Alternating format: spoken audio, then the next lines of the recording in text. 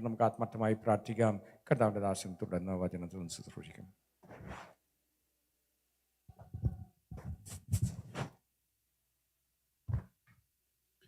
ദൈവത്തിൻ്റെ പരിശുദ്ധമായ നാമത്തിന് ഞാൻ നന്ദിയോടെ സ്തോത്രം ചെയ്യുകയും സ്തുതിക്കുകയും ചെയ്യുന്നു.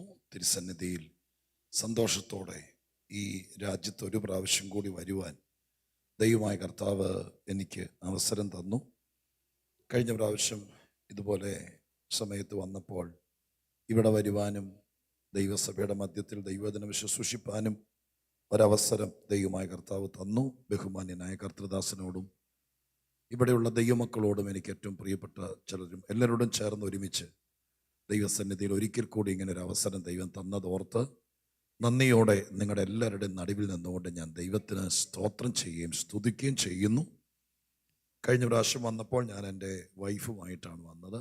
ഇപ്രാവശ്യം എൻ്റെ കൊച്ചുമോള് എൻ്റെ കൂടെ രാജ്യത്ത് വന്നിട്ടുണ്ട്. എൻ്റെ മൂത്ത മോളുടെ വിവാഹം കഴിഞ്ഞ് അവരെ കുടുംബമായി ദുബായിൽ 2 മാസങ്ങൾക്ക് മുമ്പ് എത്തി. ആ ഒരു ബന്ധത്തിലാണ് കൊച്ചുമോളും കൂടി വന്നത്. എനിക്ക് ഒരുമിച്ച് ഈ സഭയിൽ നിന്ന് വരുവാൻ ദൈവമായ കർത്താവ് ഇടയാക്കിയത് ഓർത്ത് ദൈവത്തെ സ്തുതിക്കുന്നു. വളരെ പ്രാർത്ഥനയോടെ നമുക്ക് ദൈവസന്നിധാനത്തിലായിരിക്കാം. ആ മുഖം മറ്റൊന്നും പറയാതെ ഏറ്റവും അധിക സമയം ദൈവവചനത്തിലൂടെ നമുക്ക് ദൈവമായ കർത്താവിൻ്റെ ശബ്ദം കേട്ട് നമ്മളെ തന്നെ ഉറപ്പിക്കാൻ ദൈവമായ കർത്താവ് തരുന്ന ഈ അവസരത്തെ നന്നായി നമുക്ക് വിനിയോഗിക്കാൻ പ്രാർത്ഥനയോടെ നമുക്ക് ദൈവസന്നിധാനത്തിലായിരിക്കാം. കർത്താവ് നമ്മെ അനുഗ്രഹിക്കട്ടെ. എനിക്ക് മറ്റൊരു ശുശ്രൂഷയിലേക്ക് വൈകുന്നേരം ചെന്നെത്തേണ്ടതുള്ളത് കൊണ്ട് എന്നെ കൊണ്ടുപോകേണ്ട ആളുകൾ ഒരു പക്ഷേ ശ്രോത്രം അവർ പറഞ്ഞിരിക്കുന്ന ഒരു സമയത്തെത്തും. അതിനു മുമ്പ് എൻ്റെ ഹൃദയത്തിൽ ദൈവം തന്നിരിക്കുന്ന ദൂത് നിങ്ങളുമായി പറഞ്ഞു തീർക്കണമെന്നുള്ള ആഗ്രഹമുള്ളത് കൊണ്ട് മറ്റൊന്നും പറയാതെ ദൈവസന്നിധിയിൽ പത്രോസിൻ്റെ ലേഖനത്തിലെ 1-2 വാക്യങ്ങൾ വായിച്ച് അതിനകത്തുള്ള ചില കാര്യങ്ങൾ ദൈവമക്കളോടും സഭയോടുമുള്ള ബന്ധത്തിൽ പറഞ്ഞ് ദൈവസന്നിധിയിൽ ഞാൻ എൻ്റെ വാക്കുകൾക്ക് ഉപസംഹാരം കുറിക്കാം. കർത്തൃദാസൻ ഓർപ്പിച്ചതുപോലെ എനിക്ക് ഉറപ്പുണ്ട്, പ്രതീക്ഷയോടിരിക്കുന്ന ദൈവമക്കളോട് സംസാരിപ്പാൻ ദൈവം വിശ്വസ്തനായ ദൈവമാണെന്ന്. നമ്മുടെ ഇടയിലെ വചന ശുശ്രൂഷ ഒരു ഫോർമാലിറ്റിക്കുള്ളതല്ല, ഒരറിവിനുള്ളതല്ല, മറിച്ച് നമ്മളെ പണിതെടുക്കാനുള്ളതാണ്. അതുകൊണ്ട് നിശ്ചയമായും പ്രതീക്ഷയോടെ കർത്താവിൻ്റെ സന്നിധാനത്തിൽ എത്ര വലിയ കാര്യമാണെങ്കിലും ചെറിയ കാര്യമാണെങ്കിലും അതിലൂടെ ദൈവമായ കർത്താവ് എന്നോട് ഒന്ന് ഇടപെടണമേ എന്ന് പ്രാർത്ഥിച്ച് ദൈവസന്നിധിയിൽ ഇരിക്കുകയാണെങ്കിൽ വചനം ഇടപെടുന്നത് പോലെ സുതാര്യമായി വേറെ ഒരു ശക്തിക്കും ലോകത്തിൽ ഇടപെടാൻ നമ്മളോടുള്ള ബന്ധത്തിൽ കഴിയുകയില്ല. അതുകൊണ്ട് ദൈവത്തിൻ്റെ വചനം കൃത്യമായി സംസാരിക്കുമെന്നുള്ള കാര്യം നിങ്ങളൊക്കെ അനുഭവിച്ചിട്ടുള്ളതാണ്. അത് സംഭവിക്കാൻ വേണ്ടി പ്രതീക്ഷയോടെ ആയിരിക്കുമ്പോൾ പത്രോസിൻ്റെ 1-ാമത്തെ ലേഖനം 2-ാം അധ്യായം 4-5 വാക്യങ്ങൾ, ആ വാക്യങ്ങളൊന്ന് വായിക്കാൻ ഉപകാരമായിരിക്കും. ബൈബിള് വായിച്ച് സഭയൊന്ന് കേൾപ്പിക്കാൻ ആർക്കെങ്കിലും കഴിയുമെങ്കിൽ നിങ്ങൾ 1 പത്രോസ് 2-ാം അധ്യായത്തിൻ്റെ 4-5 വാക്യങ്ങൾ ദയവായിട്ടൊന്ന് വായിക്കാമോ? 4-5 വാക്യങ്ങൾ. മനുഷ്യർ തള്ളിയതെങ്കിലും ദൈവസന്നിധിയിൽ ശ്രേഷ്ഠവും മാന്യവുമായ ജീവനുള്ള കല്ലായ അവന്റെ അടുക്കൽ വന്നിട്ട് നിങ്ങളും ജീവനുള്ള കല്ലുകൾ എന്നതുപോലെ ആത്മീക ഗൃഹമായി യേശുക്രിസ്തു മുഖാന്തരം ദൈവത്തിന് പ്രസാദമുള്ള ആത്മീക യാഗം കഴിപ്പാൻ തക്ക വിശുദ്ധ പുരോഹിത വർഗമാകേണ്ടതിന് പണിയപ്പെടുന്നു. മതി. സ്തോത്രം. പത്രോസ് തൻ്റെ ആദ്യത്തെ ലേഖനത്തിനകത്ത് എഴുതപ്പെട്ടിരിക്കുന്ന പല കാര്യങ്ങളും പത്രോസിൻ്റെ അനുഭവത്തോടുള്ള ബന്ധത്തിലാണ്. തൻ്റെ അനുഭവത്തിൽ നിന്നാണ് പല കാര്യങ്ങളും. ഇതിൻ്റെ ദൂതിൻ്റെ കണ്ടന്റ് ഉള്ളടക്കം മുഴുവൻ ദൈവമാണ്, അല്ലെങ്കിൽ പരിശുദ്ധാത്മാവാണ് പ്രകാശിപ്പിക്കുന്നത്. എങ്കിലും അത് അവതരിപ്പിച്ചിരിക്കുന്ന പശ്ചാത്തലം പത്രോസിൻ്റെ അനുഭവത്തിലൂടെയാണ്. സ്തോത്രം. ആ അനുഭവത്തിൻ്റെ പശ്ചാത്തലത്തിലാണ് ദൈവത്തിൻ്റെ ഈ ലേഖനത്തിനകത്ത് അദ്ദേഹം പല കാര്യങ്ങളും, ഞാൻ പറയാൻ പോകുന്ന കാര്യമല്ല, പല വിഷയങ്ങളും ഇതിനകത്ത് എഴുതിയിരിക്കുന്നത് അദ്ദേഹത്തെ ദൈവം നടത്തിയ വഴികൾ കൂടെയാണ്. നമുക്കൊക്കെ ഏതെങ്കിലും ഒരു കാര്യം അവതരിപ്പിക്കാൻ ദൈവസന്നിധിയിൽ സ്തോത്രം ഒരു പശ്ചാത്തലം, ഒരു മുഖാന്തരം ഉണ്ടാകണം. അറിവിൽ നിന്ന് നമുക്ക് ദൈവത്തിൻ്റെ വചനം പറയാം. അറിവിൽ നിന്ന് പറയുന്ന ആളുകൾ നമ്മുടെ ഇടയിലുണ്ട്. വലിയ ശാസ്ത്രീയവും ബൈബിളുമായിട്ട് നല്ല ബന്ധമുണ്ട്. അതിനെക്കുറിച്ച് പറയാൻ അറിയാമെങ്കിൽ ആളുകൾ ഇരുന്ന് കേട്ടുപോകും. സ്തോത്രം. അതുപോലെ തന്നെ വളരെ ലോകത്തിൻ്റെ പരമായിരിക്കുന്ന ജ്ഞാനങ്ങൾ, നല്ല സാഹിത്യപരമായിരിക്കുന്ന കാര്യങ്ങൾ, ഇതിനെക്കുറിച്ചൊക്കെ അറിവുണ്ടെങ്കിൽ അതുമായിട്ട് ബൈബിൾ തട്ടിച്ച് പറയാൻ പറ്റുമെന്നാൽ സ്തോത്രം പത്രോസിന് അഗാധമായിരിക്കുന്ന അറിവോ ജ്ഞാനോ ഒന്നുമില്ലാത്ത മീൻ പിടിച്ച് നടന്നൊരു മനുഷ്യനായതുകൊണ്ട് ദൈവം അദ്ദേഹത്തെ ഭരമേൽപ്പിച്ച പുതിയ നിയമ സഭയ്ക്ക് കൊടുക്കാനുള്ള പല കാര്യങ്ങളും അദ്ദേഹം അവതരിപ്പിച്ചത് തൻ്റെ അനുഭവത്തിലൂടെയാണ്. ഇതിനകത്ത് പറയാൻ പോകുന്ന അല്ലെങ്കിൽ പറയപ്പെട്ടിരിക്കുന്ന വിഷയവും തൻ്റെ അനുഭവത്തിലൂടെ ഉള്ളതായിരിക്കയാൽ നമുക്ക് ആ വിഷയത്തിലേക്ക് കടക്കാം. അതിനേക്കാൾ മുമ്പ് ഈ വായിച്ച വാക്യത്തിനകത്ത് ദൈവസഭ അറിയേണ്ട അല്ലെങ്കിൽ മാർമികമായി കിടക്കുന്ന ഒരുപാട് വിഷയങ്ങൾ ഉള്ള 2 വാക്യങ്ങളാണ് നമ്മളിവിടെ വായിച്ചത്. സ്തോത്രം. വേദപുസ്തകത്തിൻ്റെ ഒരു പ്രത്യേകത, വിശുദ്ധ ബൈബിളിനകത്ത് അനേക വിഷയങ്ങളുണ്ട്. സ്തോത്രം. ഏതെങ്കിലും ഒരു കുടുംബത്തിൻ്റെ ചരിത്രമോ അല്ലെങ്കിൽ ഒരു യുദ്ധത്തിൻ്റെ ചരിത്രമോ ഏതെങ്കിലും ഒരു സംഭവത്തിൻ്റെ പശ്ചാത്തലമോ അല്ല, മനുഷ്യജീവിതത്തോട് ബന്ധപ്പെട്ട ആത്മീക ഭൗതിക വിഷയങ്ങളോടുള്ള ബന്ധത്തിൽ എല്ലാ വിഷയങ്ങളും ഉള്ളടക്കം ചെയ്തതാണ് വിശുദ്ധ ബൈബിൾ. കുടുംബം എന്ന വിഷയത്തെക്കുറിച്ച് ഇതുപോലെ കൈകാര്യം ചെയ്യുന്നൊരു പുസ്തകം വേറെയില്ല. സ്തോത്രം. പേരൻറ്റിങ്, എങ്ങനെയാണ് മക്കളെ വളർത്തേണ്ടത്, മക്കളെ വളർത്തി എങ്ങനെ സമാധാനം അനുഭവിക്കാം എന്ന കാര്യത്തെക്കുറിച്ച് ബൈബിള് പറയുന്നത് പോലെ ലോകത്തിലെ ഒരു ഗ്രന്ഥവും പറയുന്നില്ല. ഇനി ആരെങ്കിലും പറഞ്ഞിട്ടുണ്ടെങ്കിൽ തന്നെ അത് ബൈബിളിൽ നിന്നുള്ള പ്രചോദനം ഉൾക്കൊണ്ടുകൊണ്ടാണ് അവർ പലരും കൗൺസിലിങ്ങോ കാര്യങ്ങളോ അവതരിപ്പിച്ചിരിക്കുന്നത്. ആരാധന എന്ന വിഷയം, ആ വിഷയത്തെക്കുറിച്ച് കൃത്യമായി ലോകത്തോട് പറയുന്നൊരു പുസ്തകം ഉണ്ടെങ്കിൽ അത് വിശുദ്ധ ബൈബിള് മാത്രമാണ്. സ്വർഗത്തെക്കുറിച്ച് ലോകത്തിൽ ഒരു പുസ്തകത്തിനും പറയാൻ ഇല്ലാത്തത് വിശുദ്ധ ബൈബിളിന് പറയാനുണ്ട്. സ്തോത്രം. യേശുക്രിസ്തു, മഹാദൈവം, പരിശുദ്ധാത്മാവ്, കർത്താവിൻ്റെ മടങ്ങിവരവ്, ഈ പ്രപഞ്ചത്തിൻ്റെ സൃഷ്ടി, മനുഷ്യൻ, ഇതിനെക്കുറിച്ചൊക്കെ പറഞ്ഞിരിക്കുന്ന ഒരു ഗ്രന്ഥമാണ് വിശുദ്ധ ബൈബിള്. അത് മാത്രമല്ല, സഭ എന്താണ്, സഭയ്ക്കകത്തെ കാര്യങ്ങൾ എന്താണ്, ഇതെല്ലാം പറഞ്ഞിരിക്കുന്ന ഒരു ഗ്രന്ഥമാണ് വിശുദ്ധ ബൈബിള്. എനിക്ക് തോന്നുന്നില്ല ലോകത്തിൽ ഇന്ന് വരെ ബൈബിളിനകത്ത് എത്ര സബ്ജക്റ്റ് ഉണ്ടെന്ന് ഒരു ദൈവശാസ്ത്രിയും ഇതുവരെ കണ്ടെത്തി വിശദീകരിച്ചിട്ടില്ല. കമൻട്രികൾ ഒത്തിരിയുണ്ട്, ഡിക്ഷണറികളുണ്ട്, വ്യാഖ്യാന ഗ്രന്ഥങ്ങളുണ്ട്. എന്നാൽ വിശുദ്ധ ബൈബിളിനകത്ത് എത്ര വിഷയങ്ങളുണ്ട്. നിങ്ങൾ വളരെ ജ്ഞാനമുള്ള വിശിഷ്യാൽ ശ്രേഷ്ഠരായ ദൈവദാസന്മാരുടെ ശുശ്രൂഷയാൽ വചനത്തിനൊക്കെ വളരെ വില കൊടുക്കുന്നൊരു സഭയാണ് ജബലലിയിലെ ഈ അനുഗ്രഹീതമായിരിക്കുന്ന സഭ. സ്തോത്രം. നിങ്ങളുടെ ചിന്തയിലുണ്ടോയെന്നറിയില്ല, ബൈബിളിൽ മൊത്തത്തിൽ എത്ര വിഷയമുണ്ട്, ഏതൊക്കെ വിഷയമുണ്ടെന്നുള്ള ചിന്ത. അതിനെക്കുറിച്ച് ആരും സ്തോത്രം അങ്ങനെ ഒരു കമൻറ്റ് പോലും അല്ലെങ്കിൽ അതിനെക്കുറിച്ച് ഒരു കമൻട്രി പോലും ഞാൻ കണ്ടിട്ടില്ല. സ്തോത്രം. അപ്പം ഈ 2 വാക്യത്തിൽ തന്നെ ചിന്തിക്കാനും പഠിക്കാനുമാണെങ്കിൽ എത്ര വിഷയമാണെന്ന് ജസ്റ്റ് ഒന്ന് നോക്കിയിട്ട് നമുക്ക് അതിനകത്തേക്ക് കിടക്കാം. എത്ര വിഷയം? 8-9 വിഷയങ്ങൾ സഭയ്ക്കകത്ത് പറയേണ്ട, മനുഷ്യൻ അറിയേണ്ട, സഭ മനസ്സിലാക്കേണ്ട, കുറച്ചുകൂടെ കടത്തി പറഞ്ഞാൽ സഭ പഠിക്കേണ്ട പല വിഷയവും ഈ 2 വാക്യത്തിനകത്തുണ്ട്. നോക്കിക്ക്, അവിടെ എഴുതിയിരിക്കുന്ന ആദ്യത്തെ ഒരു പ്രസംഗ വിഷയം തന്നെയാണ് മനുഷ്യൻ തള്ളിയതെങ്കിലും എന്നൊരു വാക്ക്. സ്തോത്രം. ആ ഒരൊറ്റ വാക്ക് മതി വിശുദ്ധ ബൈബിളിനകത്തുനിന്ന് ഒരു സഭായോഗത്തിന് പ്രസംഗിക്കാൻ. കാരണം എന്താ? ഈ ബൈബിളിനകത്ത് മനുഷ്യൻ തള്ളിയ പലരെയും ഏറ്റെടുത്ത ദൈവമുണ്ട്. സ്തോത്രം. ഹല്ലേലൂയ. ലോകം തള്ളിക്കളഞ്ഞ പലരെയും ദൈവം ഉയർത്തിയ ചരിത്രമുണ്ട്. സ്തോത്രം. സമൂഹത്തിൽ നിന്നും കുടുംബത്തിൽ നിന്നൊക്കെ തള്ളിക്കളഞ്ഞ പലരെയും നമ്മുടെ കർത്താവ് കുറച്ച് നാളത്തേക്ക് ഒതുക്കി വെച്ചിട്ട്, മറച്ചു വെച്ചിട്ട്, പിന്നത്തേതിൽ അവരെ ആകാശത്തിലെ നക്ഷത്രത്തെ പോലെ തള്ളിയവരുടെ മുമ്പിൽ അവതരിപ്പിച്ച ദൈവമാണ് നമ്മുടെ ദൈവമെന്ന് വളരെ വ്യക്തമായി എഴുതിയിരിക്കുന്ന ഒരു പുസ്തകമാണ് വിശുദ്ധ ബൈബിള്. അതുകൊണ്ട് ഇന്ന് പകൽക്കാലം ആരാധനയിൽ പങ്കെടുക്കുമ്പോൾ നമ്മൾ മനസ്സുകൊണ്ട് വിചാരിക്കണം, സ്തോത്രം. ഹല്ലേലൂയ, ആരൊക്കെ തള്ളിയാലും തള്ളാത്തൊരു ദൈവമുണ്ട്. ദൈവം തള്ളാതെ സൂക്ഷിച്ചാൽ മതി.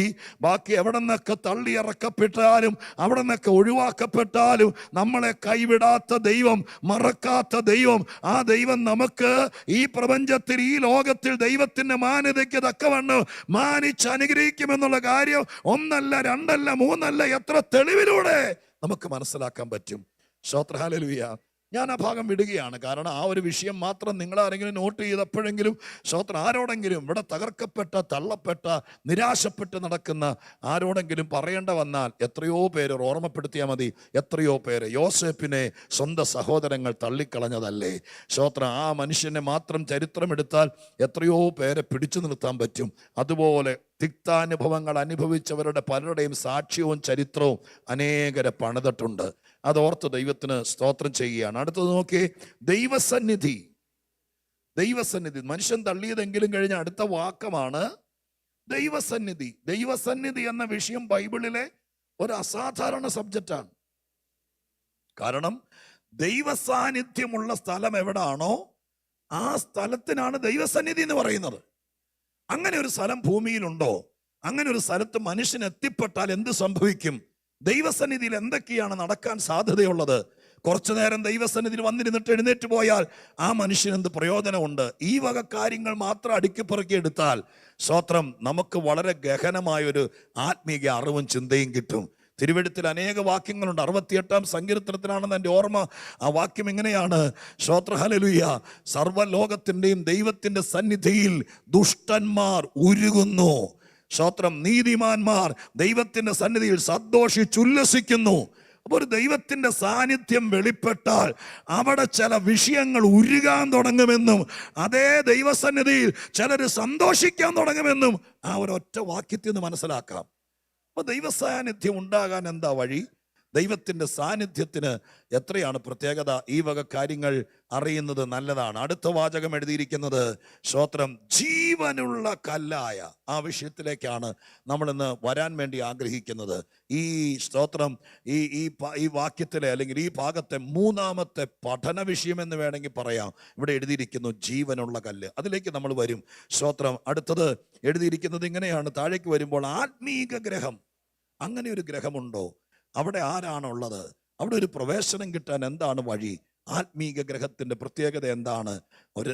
ഒരു സ്ഥാപനം അല്ലെങ്കിൽ ഒരു സ്ഥലം ആത്മീക ഗ്രഹമാണെന്ന് എങ്ങനെ തിരിച്ചറിയാൻ പറ്റും? ഇതൊക്കെ ഏറ്റവും പഠനപരമായിരിക്കുന്ന വിഷയമാണ്. അടുത്ത താഴത്തേക്ക് എഴുതി വരുമ്പോൾ ആത്മീക യാഗം എന്നൊരു വിഷയം കാണുന്നു. ആത്മീക യാഗത്തെക്കുറിച്ച് ഒരു പുതിയ നിയമസഭ അറിയാതിരിക്കരുത്. ആത്മീക യാഗത്തെക്കുറിച്ച് അറിയേണ്ടതാണ്. സ്തോത്ര ഹല്ലേലൂയ.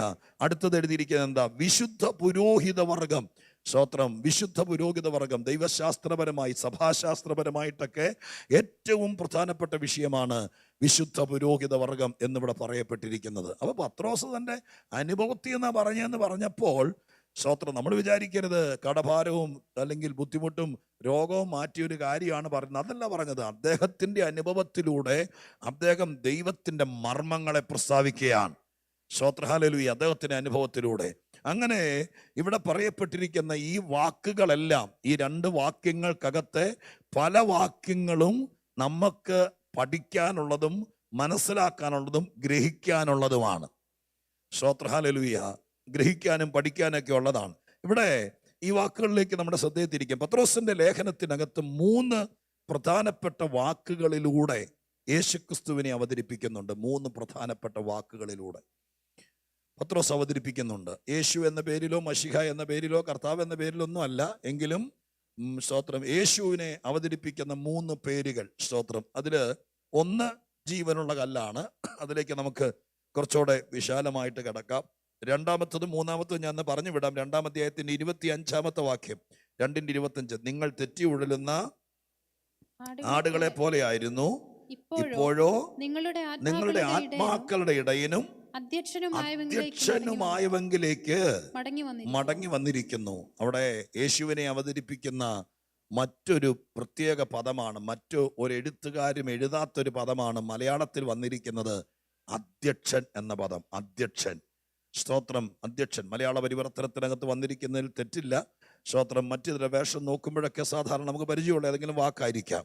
എന്നാൽ വേദപുസ്തകം എഴുതിയ സ്തോത്രം ആ പ്രയോഗം, ഏത് ബൈബിൾ എഴുതിയ ആ ഭാഷ, പുതിയ നിയമത്തിൻ്റെ ഭാഷ, ആ ഭാഷയ്ക്കകത്ത് എപ്പിസ്കോപ്പോസ് എന്നൊരു പദമാണ് അധ്യക്ഷൻ എന്ന വാക്കിന് കൊടുത്തിരിക്കുന്നത്. അതിന് ഒരുപാട് അർത്ഥമുള്ളൊരു പദമാണ്. മറ്റിതര ഭാഷകൾക്ക് സ്തോത്രം അല്ലെങ്കിൽ വേദപുസ്തകത്തിൻ്റെ ഭാഷയ്ക്ക് ഒരു വാക്കിൽ തന്നെ പല അർത്ഥങ്ങൾ വരുന്നതാണ് സന്ദർഭോചിതമായി.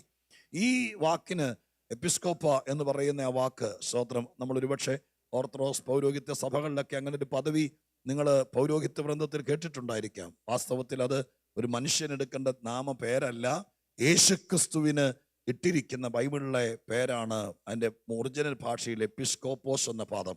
ആ പദത്തിൻ്റെ കൊടുത്തിരിക്കുന്ന ഒരർത്ഥമാണ് അധ്യക്ഷൻ. അധ്യക്ഷൻ. ഇപ്പോൾ ഒരാൾ രക്ഷയിലേക്ക് വരുമ്പോൾ, ഒരാൾ കർത്താവിലേക്ക് വരുമ്പോൾ, ഒരാൾ വീണ്ടും ജനിച്ച് ദൈവകൃപയിലേക്ക് വരുമ്പോൾ അയക്കുണ്ടാകുന്ന ഒരുപാട് മാറ്റങ്ങൾ, ഒരുപാട് ഗുണങ്ങൾ, ഇതെല്ലാം ഈ പുസ്തകത്തിനകത്ത് എഴുതിയിട്ടുണ്ട്. അതിലൊന്നാണ് പത്രോസ് ഇപ്പോൾ പറയുന്നു, സ്തോത്രം, നിങ്ങളൊരു പുതിയ സംഘടനയിലേക്ക് വന്നെന്നല്ല, പാട്ടൊക്കെ പാടി ആരാധിക്കുന്ന, എല്ലാവരും കണ്ടാൽ തമ്മിൽ മിണ്ടുന്ന, കൈ കൊടുക്കുന്ന, സജീവമായിരിക്കുന്ന ഒരു കൂട്ടത്തിനകത്തേക്ക് വന്നു എന്നല്ല പറയുന്നത്. അവിടെ പറഞ്ഞിരിക്കുന്നു, പണ്ട് നിങ്ങൾ തെറ്റി ഉഴലുന്ന ആടുകളെ പോലെയായിരുന്നു, ഇങ്ങോട്ടാ പോകുന്നതെന്ന് അറിയില്ലായിരുന്നു, വഴിതെറ്റി നടക്കുകയായിരുന്നു. ഇപ്പോഴോ എന്ന് പറഞ്ഞാൽ എൻ്റെ അർത്ഥം എന്താ? സ്തോത്രം, ഇപ്പോഴോ എന്ന് പറഞ്ഞാൽ ഇപ്പോൾ നിങ്ങൾ വീണ്ടും ജനിച്ചു. ഇപ്പോൾ നിങ്ങൾ രക്ഷിക്കപ്പെട്ടു, ഇപ്പോൾ നിങ്ങൾ ദൈവകൃപയിൽ വന്നു, ഇപ്പോൾ നിങ്ങൾ കർത്താവിൻ്റെ വകയായി. അങ്ങനെ കർത്താവിൻ്റെ വകയായതിന് അവിടെ പത്രോസ് ഉദ്ദേശിക്കപ്പെട്ടിരിക്കുന്ന ഒരു വാക്കിതാണ്, ഇപ്പോൾ നിങ്ങൾ വന്നിരിക്കുന്നത് അധ്യക്ഷന്റെ അടുക്കലേക്ക് വന്നു. ഹല്ലേലൂയ. അധ്യക്ഷന്റെ അടുക്കലേക്ക് വന്നു എന്ന് പറയുമ്പോൾ നമുക്ക് തിയോളജിയിലേക്കോ ഗ്രീക്കിലേക്കോ ഒന്നും പോകാതെ തന്നെ ആ വാക്യത്തെ ഒന്ന് സുന്ദരമായിട്ട് ഗ്രഹിക്കാൻ ഈ സഭായോഗത്തിൽ പറ്റിയാൽ തന്നെ നിങ്ങൾക്ക് അതിനുള്ള മനസ്സുണ്ടെങ്കിൽ ആ വാക്ക് മാത്രം, അതല്ല എൻ്റെ പ്രസംഗ വിഷയം, എങ്കിലും ആ വാക്ക് പറഞ്ഞതുകൊണ്ട് നിങ്ങൾ ആകാംക്ഷഭരിതരായതിൻ്റെ പേര് പറയാം. ഒരു അധ്യക്ഷന്റെ അടുക്കലേക്ക് വന്നു എന്നൊക്കെ പറയുമ്പോൾ എന്താ ഒരു അധ്യക്ഷൻ എന്ന പേര് കർത്താവിന് ഇവിടെ കൊടുക്കാനുണ്ടായ മുഖാന്തരം എന്താ? ഒരു അധ്യക്ഷൻ. സ്തോത്രം. അധ്യക്ഷൻ എന്ന് പറയാരാ? ഈ സഭയ്ക്ക് ഒരു അധ്യക്ഷനുണ്ട്. കർത്താവ് ഇതിൻ്റെ ഉടയവനാണ്. എന്നാൽ കർത്താവ് ഏൽപ്പിച്ചിരിക്കുന്ന അധ്യക്ഷന്മാരാണ് ശുശ്രൂഷകന്മാർ. അനുഗ്രഹീതനായ, വളരെ ഗൗരവത്തോടെ കാര്യങ്ങളെ നോക്കിക്കണ്ട് കൈകാര്യം ചെയ്യുന്ന, ഓരോ കാര്യങ്ങളെയും ശ്രദ്ധയോടെ കൈകാര്യം ചെയ്യുന്ന കർത്തൃദാസനാണ് ഈ സഭയുടെ അധ്യക്ഷനായിരിക്കുന്നയാൾ. സ്തോത്രം. ഇന്ന് ഈ യോഗത്തിന്റെ അധ്യക്ഷൻ അദ്ദേഹം തന്നെയാണ്, കർത്തൃദാസൻ തന്നെയാണ്. അപ്പൊ അധ്യക്ഷനായിരിക്കുന്ന ഒരാൾ ഈ യോഗത്തിനുണ്ടെങ്കിലുള്ള ഗുണം എന്താ? ഈ സഭയ്ക്കുണ്ടെങ്കിലുള്ള ഗുണം എന്താ? യോഗത്തിൽ അധ്യക്ഷനുണ്ടെങ്കിൽ, ഒരു മീറ്റിങ്ങിനൊക്കെ അധ്യക്ഷനുണ്ടെങ്കിൽ ഗുണം, അധ്യക്ഷനാണ് ഇതെല്ലാം കൺട്രോൾ ചെയ്യുന്നത്. എപ്പോൾ തുടങ്ങണം, എപ്പോൾ പാട്ട് പാടണം, എപ്പോൾ പ്രാർത്ഥിക്കണം, സ്തോത്രം, ഏതൊക്കെ കാര്യങ്ങളോട് പറയണം, എത്ര മണിക്ക് അത് അവസാനിക്കണം, പ്രഭാഷകൻ എത്ര മണിക്ക് പ്രസംഗിക്കണം, എത്ര നേരം പ്രസംഗിക്കണം, ഇതെല്ലാം ഇവിടെ അല്ലെങ്കിൽ ഇവിടെ കൈകാര്യം ചെയ്യുന്നത് സ്തോത്രം പതിവ് രീതിയാന്നൊക്കെ നമുക്ക് ചിന്തിക്കും. പക്ഷെ ഒരു അധ്യക്ഷന്റെ കയ്യിലാണ് കാര്യങ്ങൾ ഇരിക്കുന്നത്. അധ്യക്ഷൻ ഇല്ലായിരുന്നെങ്കിൽ ഒന്ന് ചിന്തിച്ചു നോക്കാമോ? ഇല്ലായിരുന്നെങ്കിൽ സ്തോത്രം വരുന്നവർ വരും. ഇപ്പം നമ്മുടെ ഇടയിൽ അങ്ങനത്തെ പ്രശ്നമൊന്നും കാണുകയില്ല. അതൊക്കെ അറിയണമെങ്കിൽ നമ്മുടെ നാട്ടിൽ വലിയ ശവാടക്കനൊക്കെ വന്ന് പങ്കെടുക്കണം. ശവസംസ്കാരത്തിനൊക്കെ പങ്കെടുക്കുന്ന സമയത്ത് ചിലപ്പോൾ ഒരു ശവസംസ്കാരത്തിന് 1-2 അധ്യക്ഷന്മാരാണ്. കാരണം ഈ അനുശോചനം പറയുന്നവരും ആശംസ പറയുന്നവരൊക്കെ ആയിട്ട് അടക്കത്തിനൊക്കെ വരുന്ന ആൾക്കാർ പറഞ്ഞ് ചിലപ്പോൾ 2 മണിക്ക് അടക്കേണ്ട ശവം നമുക്ക് 4:45 കിട്ടിയാല. അപ്പോൾ 2 പേര് നിന്നുകൊണ്ടാണ്. കാരണം ഒരാൾ കൂടെ പറയും, അനുശോചനം പറയുന്നവർ 1 മിനിറ്റ് കൂടുതൽ എടുക്കരുത്, കേട്ടിട്ടില്ല അവിടെ വരുമ്പോൾ.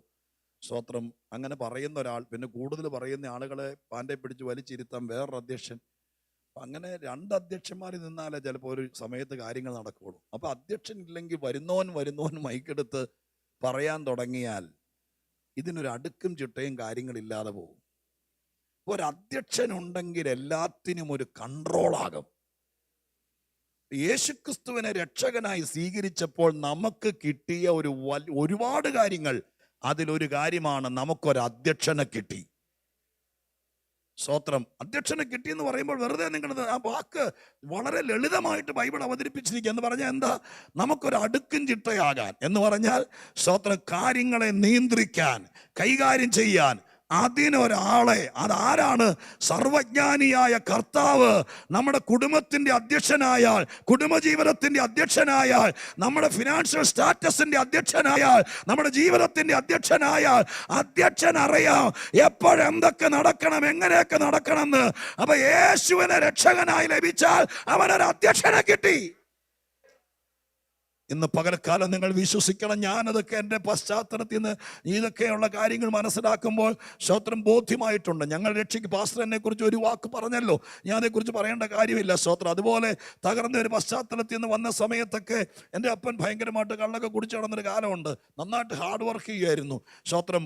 ബിസിനസ്സും തൊഴിലും ഒക്കെ ചെയ്യുമായിരുന്നു. ആ കൂടെ ഞങ്ങളുടെ വീട്ടിൽ വന്നിട്ട് പറമ്പിൽ പണിയെടുക്കുമായിരുന്നു. ഞാൻ ഓർക്കുന്നുണ്ട്, എൻ്റെ ചെറുപ്പത്തിൽ കുഞ്ഞുങ്ങളുടെയൊക്കെ പ്രായത്തിൽ അന്നത്തെ സമയത്ത് പകല് പോയി കൂലിവേല ചെയ്തിട്ട് തിരിച്ചു വന്നിട്ട് രാത്രി മണ്ണെണ്ണ വിളക്ക് കത്തിച്ച് വെച്ചോണ്ട് ഞങ്ങളുടെ പറമ്പ് എൻ്റെ അമ്മ അപ്പനും കൂടി കിളച്ച് അതിനകത്ത് ഇഞ്ചിയും മഞ്ഞളും നട്ട് അതിന് കാവല് കിടന്ന് അത് പറിച്ചു കൊണ്ട് വിറ്റ് അതിൽ നിന്നും ഇതെല്ലാം കൂടി പകല് മുഴുവൻ എൻ്റെ അപ്പം പണിക്ക് പോകും, അമ്മ പശുവിനെ വളർത്തും, ആടിനെ വളർത്തും, കോഴിയെ വളർത്തും, രാത്രി വന്നിട്ട് മണ്ണെണ്ണ വിളക്ക് കത്തിച്ച് വെച്ചോണ്ട് 1 മണി വരെ കിളച്ച് കൃഷി ചെയ്യും. ഈ എല്ലാം കൂടി ചെയ്താലും ദാരിദ്ര്യമായിരുന്നു. ഒന്നിനും തികയല്ല. അപ്പം കുടിക്കും എന്നുള്ള സത്യമാണ്, പക്ഷെ ഒന്നിനും തികയല്ല. പക്ഷെ ആ സമയത്താണ് ഇതുപോലെ എന്തൊക്കെ ചെയ്താലും രക്ഷപ്പെടാതെ കടം കയറി ഒതുങ്ങിക്കൊണ്ടിരിക്കുന്ന സമയത്താണ് ഭാഗ്യവശാൽ ഇന്ന് ഞാൻ പ്രസംഗിച്ചുകൊണ്ടിരിക്കുന്നത് പോലെ ഞങ്ങൾ പെന്തിക്കോസിൽ ചേർന്നെന്നല്ല, ഞങ്ങൾക്കൊരു അധ്യക്ഷനെ കിട്ടി. സ്തോത്രം, മനസ്സിലായോ? ഇന്ന് രാത്രികാലം ഇന്ന് പകൽക്കാലം സഭ മാറിയോ, കൈകൊട്ടി പാട്ടുപാടുന്നവരുടെ കൂടെ വന്നോ എന്നുള്ളതല്ല. നമ്മൾ ഇന്ന് പകൽക്കാലം ആരാധനയ്ക്ക് ഇരിക്കുമ്പോൾ പരിശോധിക്കണോ, എനിക്കൊരു അധ്യക്ഷനുണ്ടോ എന്നെ കൺട്രോൾ ചെയ്യാൻ, എന്നെ നിയന്ത്രിക്കാൻ, എന്നെ പിടിച്ചു നിർത്താൻ? അങ്ങനെ ഒരു അധ്യക്ഷനുണ്ടോ ഇല്ലയോ എന്ന് പരിശോധിക്കണം. സ്തോത്രം. ഞാൻ ഈ ഭാഗമൊക്കെ ചിന്തിച്ചപ്പോൾ വ്യക്തമായി ഞങ്ങളുടെ ജീവിതത്തിൽ മനസ്സിലാക്കിയ കാര്യം പറയാം. സ്തോത്രം, ഹല്ലേലൂയ. ഞങ്ങളുടെ ജീവിതത്തിലേക്ക് അധ്യക്ഷൻ വന്നു, അങ്ങനെ തന്നെ പറയാം. നിങ്ങൾ അതിനകത്ത് മാനസികമായിട്ട് സ്തോത്രം കാര്യം പിടികിട്ടിയല്ലോ. ഞങ്ങൾ ആരാധനയ്ക്ക് പോയോ, പ്രാർത്ഥനയ്ക്ക് പോയോ, സ്നാനപ്പെട്ടോ എന്നൊക്കെ ഇതിന് ഇൻക്ലൂഡഡ് ആണ്. പക്ഷെ ഞങ്ങൾ ഈ വാക്യം വെച്ച് പറയാം, ഞങ്ങളുടെ കുടുംബത്തിൽ, ആ പഴയ ജീവിതത്തിൽ, ആ തകർന്ന ജീവിതത്തിൽ ഞങ്ങൾക്കൊരു അധ്യക്ഷനെ കിട്ടി. ഞാൻ ആ മൂത്ത മോൻ വളർന്നിട്ടില്ല, പണിക്കൊന്നും പോകാൻ തുടങ്ങിയിട്ടില്ല. സ്തോത്രം, ഹല്ലേലൂയ. വേറെ ഒന്നിനും പോകാൻ തുടങ്ങിയിട്ടില്ല. അപ്പം മാത്രം പിന്നെയും പോകാൻ തുടങ്ങി. പക്ഷേ വിത്തിൻ 3 months, 2-3 മാസത്തിനുള്ളിൽ, അഥവാ ഈ അധ്യക്ഷനെ കിട്ടിയതിന് ശേഷം അപ്പൻ വേറെ ബിസിനസ് തുടങ്ങിയില്ല, നിങ്ങളെ പോലെ ഗൾഫിൽ വന്നില്ല. ആ പഴയ തൊഴിലൊക്കെ, സ്തോത്രം, ഹല്ലേലൂയ, ആ പഴയ പരിപാടിയൊക്കെ അതുകൊണ്ടൊക്കെ തന്നെ നടന്നതെങ്കിലും 3 മാസത്തിനുള്ളിൽ വീട് മാറാൻ തുടങ്ങി. അന്ന് വരെ സത്യം പറയും സഹോദരങ്ങളെ, ഒരാടുന്ന ബെഞ്ച്, അതിനകത്ത് ഞങ്ങളാരെങ്കിലും അല്ലാതെ നിങ്ങളാരെങ്കിലും വന്നിരുന്ന താഴെ പോയിരിക്കും. കാരണം വളരെ ബാലൻസിൽ ഇരിക്കാൻ പറ്റുള്ളൂ. അങ്ങനെ ഒരു ബെഞ്ചല്ലാതെ ഞങ്ങളുടെ വീട്ടിൽ ഇരിക്കാനൊന്നും ഒന്നുമില്ലായിരുന്നു. പക്ഷേ അധ്യക്ഷനെ കിട്ടിയതിന് ശേഷം അന്ന് സ്തോത്രം ഇതുപോലത്തെ കസേരകളല്ല, ഈ പ്ലാസ്റ്റിക് വള്ളി കൊണ്ട് കെട്ടുന്ന, ഇരുമ്പ് ഫ്രെയിമിനകത്ത് കെട്ടുന്ന കസേര അന്ന്. അതുപോലത്തെ 2-3 കസേര മേടിച്ചു. സ്തോത്രം, ഹലോ. ഞങ്ങളുടെ പായൊക്കെ കീറി, നാണക്കേട് പറയല്ല കേട്ടോ, ഞാൻ അധ്യക്ഷനെ ഉയർത്തുക. സ്തോത്രം, പായൊക്കെ കീറിയിട്ട് വെറും പിണ്ണാക്ക് വരുന്ന ചാക്ക് വിരിച്ച കിടന്നുകൊണ്ടിരുന്നത്. ആ സ്ഥാനത്ത് അധ്യക്ഷൻ വന്നപ്പോൾ പായുണ്ടായി. സ്തോത്രം, ഹല്ലേലൂയ. ഞങ്ങളുടെ അമ്മ, ഞാൻ നാണക്കേടാന്ന് പിന്നെയും പറയുക, എന്തെങ്കിലും പറയുക, ഞങ്ങളുടെ നാട്ടിൽ ഒരു ഓർഫനേജ് ഉണ്ടായിരുന്നു, ഒരു OC കുര്യാക്കോസ് അച്ഛൻ നടത്തി കൊണ്ടിരുന്നത്. ആ അച്ഛൻ്റെ ഓർഫനേജിലെ പിള്ളേരെ ബ്രിട്ടീഷുകാര്, അവിടുത്തെ സായിപ്പിന്റെ പിള്ളേര് ഇട്ടിട്ട് അവര് ചുരുട്ടിക്കൂട്ടി കളഞ്ഞ അവരുടെ ട്രൗസറും ബനീനും എല്ലാം ഡ്രൈ വാഷ് ചെയ്ത് കപ്പലിൽ കയറ്റി കൊടുത്തു വിടും. അനാഥ പിള്ളേരിടും. ഞങ്ങളുടെ കൂടെയൊക്കെ പഠിച്ച പിള്ളേര് അവരിട്ടിട്ട് അതിന്റെ ബട്ടൺസ് ഒക്കെ പൊട്ടുമ്പോൾ അതെല്ലാം കൂടി കൊണ്ടുപോയി ഒരു കുഴി കൊണ്ടിടും. ആ കുഴിയിൽ ഇറങ്ങി എൻ്റെ അമ്മ അതിനകത്തുള്ളത് നല്ലത് പെറുക്കിയെടുത്തിട്ട് അന്ന് കാരവെള്ളത്തിൽ തിളപ്പിച്ച് കല്ലേലിട്ട് അലക്കിയിട്ട് ഞങ്ങളെ ഇടിയിച്ചിട്ടുണ്ട്. പക്ഷെ അധ്യക്ഷനെ കിട്ടിയതിന് ശേഷം എൻ്റെ അപ്പൻ വസ്ത്രം മേടിച്ചു തരാൻ തുടങ്ങി. അതിനു മുമ്പ്, ഞാൻ സത്യം പറയുന്നു കേട്ടോ, അതിനു മുമ്പ് തുണി മേടിച്ച് എൻ്റെ അപ്പൻ തന്നെ ഓർമ്മയിലില്ല. അദ്ദേഹത്തിന് ഇല്ലാത്തതുകൊണ്ടായിരിക്കാം. ഞാൻ അപ്പനെ കുറ്റം പറയുകയല്ല, ഞാൻ അധ്യക്ഷനെ ഉയർത്തുകയാണ്. ഇന്ന് പകൽക്കാലം എന്തുകൊണ്ടോ ഞാൻ വായിച്ച വാക്യം മോളിലെത്തുകയാണെങ്കിലും ഇന്ന് ഇതിനകത്തിരിക്കുന്ന ആരോടോ പറയുന്നു, യേശുവിനെ നീ അധ്യക്ഷനായി കണ്ടാൽ, നിന്റെ കുടുംബത്തിന്റെ അധ്യക്ഷനായി കണ്ടാൽ, ജീവിതത്തിന്റെ അധ്യക്ഷനായി കണ്ടാൽ, കർത്താവ് അധ്യക്ഷനായാൽ സകല റിമോട്ട് പിന്നെ കർത്താവിൻ്റെതായിരിക്കും. ആ പഴയ വരുമാനം, പഴയ തൊഴിൽ, അത്രയൊക്കെ പണം തന്നെ കയ്യിൽ വരുന്നുള്ളൂ. പക്ഷെ എല്ലാം കർത്താവ് കൈകാര്യം ചെയ്യാൻ തുടങ്ങി. സ്തോത്രം. എൻ്റെ പ്രിയപ്പെട്ടവരെ, ഞാൻ നിങ്ങളോട് ഒരാത്മപ്രേരണയില്ല, വന്ന ദൂത് കളയാതെ പറയാം. സ്തോത്രം. നിന്റെ കയ്യിൽ ഇപ്പൊ ഉള്ളത് കൊണ്ട് നിനക്ക് തികവ് വരുത്തുവാൻ, തൃപ്തി വരുത്തുവാൻ, സ്തോത്രം, നമ്മുടെ കാൽക്കുലേറ്ററിൽ പറ്റിയല്ല, പക്ഷെ കർത്താവിൻ്റെ കൈക്കകത്ത് ഇതിനകത്ത് കൊണ്ട് തൃപ്തിയാക്കാൻ കഴിയും. അവന്റെ കയ്യിൽ 5 അപ്പം കിട്ടിയാൽ മതി, 5 അപ്പം കിട്ടിയാൽ മതി. 5000 പേർക്ക് കൊടുക്കണോ, അത്രയും പേർക്ക് കൊടുക്കാൻ അവനെ കൊണ്ട് കഴിയും. യേശുവിന്റെ നാമത്തിൽ ഇന്ന് പകലിൽ ഈ ഉച്ച കഴിഞ്ഞ സമയത്ത് ചിലരുടെ കൃപയാൽ ചിലരുടെ ബുദ്ധിമുട്ടുകൾ മാറട്ടെ. അതൊരു മനുഷ്യനാണല്ല, ദൈവത്താൽ സംഭവിക്കട്ടെ.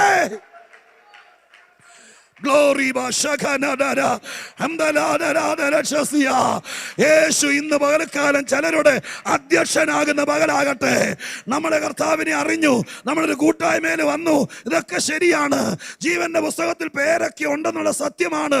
ഞാൻ പ്രസംഗിക്കുന്നത് പുറത്തുള്ള ആളുകളോടല്ല, പക്ഷേ നമ്മൾ അറിയുമ്പോഴാണ് ഇത് ആക്ടിവേറ്റ് ആകുന്നത്. ബൈബിളിന്റെയും ആത്മീകത്തിന്റെയും പ്രത്യേകത, കഴിയുന്നിടത്തോളം നമ്മൾ അറിയാതിരിക്കാൻ സാത്താൻ ശ്രമിക്കും. സ്തോത്രം. നമ്മളൊക്കെ എല്ലാവരും നമ്മുടെ വിശ്വാസത്തിലുള്ളവരാണല്ലോ. എന്തുകൊണ്ടാണ് നമ്മുടെ സമുദായത്തിലൊക്കെ നിന്ന സമയത്ത്, സ്തോത്രം, ഹല്ലേലൂയ, നിർബന്ധിച്ച് വേദപുസ്തകം വായിക്കുകയൊക്കെ ചെയ്യുമായിരുന്നു. പക്ഷെ അന്ന് വായിച്ചാലും നമുക്കിതിൻ്റെ ഉള്ളടക്കം പിടികിട്ടില്ലായിരുന്നു. വായിക്കും, പക്ഷേ എന്താന്ന് പിടികിട്ടില്ലായിരുന്നു. പക്ഷെ ഇപ്പം അങ്ങനെ അല്ലെന്ന് നിങ്ങളുടെ മുഖത്ത് നോക്കുമ്പോൾ അറിയാം. സ്തോത്രം. ഇപ്പൊ വായിക്കുന്നതിന്റെ അകത്തെ ഉള്ളടക്കം എന്താന്ന് ദൈവാത്മാവ് നമുക്ക് ബോധ്യപ്പെടുത്തി തരും. ആ കാര്യങ്ങൾ നമ്മൾ അറിയും. ഇപ്പൊ ഇന്ന് പകലിൽ ഒരുപക്ഷെ ഞാനിത് അവകാശപ്പെടുന്നില്ല, ഞാൻ ആദ്യമായിട്ട് കണ്ടുപിടിച്ചൊരു വാക്യമാണെന്നോ മലയാളികളുടെ ഇടയിൽ ആദ്യമായിട്ടാണ് അധ്യക്ഷനെ പ്രസംഗിക്കുന്ന ഞാനാണെന്നൊന്നും അവകാശപ്പെടുന്നില്ല. നിങ്ങൾക്ക് ഇതിനെക്കുറിച്ച് അറിയായിരിക്കും. പക്ഷേ ആരെങ്കിലും ഒരാൾ ഇന്ന് പകൽക്കാലം യേശുക്രിസ്തു കേവലം സൗഖ്യദായകനോ യേശുക്രിസ്തു കേവലം സമാധാനം തരുന്നവനോ മാത്രമാണെന്ന് ധരിച്ചിട്ടുണ്ടെങ്കിൽ ഇന്ന് രാത്രി ഒരു പടി കൂടി അധികം അറിയണം. അവൻ മനുഷ്യന്റെ അധ്യക്ഷനാകാൻ, ഒരു പ്രോഗ്രാമിന്റെ അധ്യക്ഷനല്ല, ജീവിതത്തിന്റെ അധ്യക്ഷനാകാൻ ഉലകത്തിൽ വന്നവനാണ് യേശുക്രിസ്തു. ഹല്ലേലൂയ. ഇതിനകത്ത് വന്നിട്ടും രക്ഷപ്പെടുന്നില്ലല്ലോ എന്ന് ആരെങ്കിലും ചിന്തിക്കുന്നുണ്ടെന്ന് എനിക്കറിയില്ല. എൻ്റെ മനസ്സിലേക്ക് ദൈവം ഈ വക ചിന്തകൾ വാരിയിട്ട് തരുന്നു. ഇത്രയും പ്രാർത്ഥിച്ചിട്ട്, ഇത്രയൊക്കെ ഭക്തിയോടെ ജീവിച്ചിട്ട്, ഈ പറഞ്ഞതൊക്കെ ചെയ്തിട്ട്, എന്നിട്ടും എനിക്ക് ഗതി മാറുന്നില്ലെന്ന് ആരെങ്കിലും ഒരാൾ ഇതിനകത്ത് ഭാരപ്പെടുന്നെങ്കിൽ അവർക്ക് വേണ്ടി ദൈവം പറയുന്നു, ഞാൻ നിന്റെ അധ്യക്ഷനാകാം. ഇന്ന് പകലിൽ കർത്താവിനെ കരം നീട്ടി സ്വീകരിക്കണം. എൻ്റെ യേശുവേ, അങ്ങേ ഞാൻ രക്ഷകനായി സ്വീകരിച്ചതാണ്. എനിക്ക് രോഗം വന്നപ്പോൾ അങ്ങാണ് സൗഖ്യമാക്കിയത്. സമാധാനമില്ലാതെ ഞാൻ അലഞ്ഞപ്പോൾ എനിക്ക് സമാധാനം തന്നത് അങ്ങാണ്. പക്ഷെ ഇന്നത്തെ സഭായോഗത്തിൽ ഞാൻ കേട്ടോണ്ടിരിക്കുന്നത് എൻ്റെ അധ്യക്ഷനാകാൻ, എൻ്റെ കൺട്രോളറാകാൻ, എന്നെ നിയന്ത്രിക്കാൻ, എൻ്റെ പ്രോഗ്രാമറാകാൻ അങ്ങേക്ക് മനസ്സുണ്ടെന്ന് ഞാൻ കേട്ടോണ്ടിരിക്കുമ്പോൾ ഈ കുഞ്ഞുങ്ങളടക്കം ഈ പ്രായത്തിൽ അങ്ങേ ഞാൻ എൻ്റെ ജീവിതം ഏൽപ്പിക്കുക.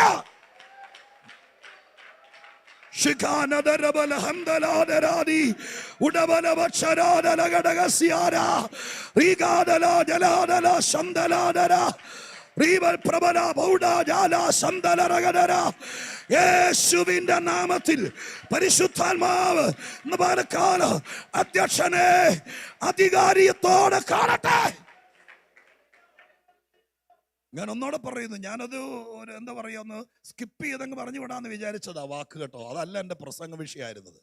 പക്ഷെ ദൈവം അവിടെ കയറി നിൽക്കുക.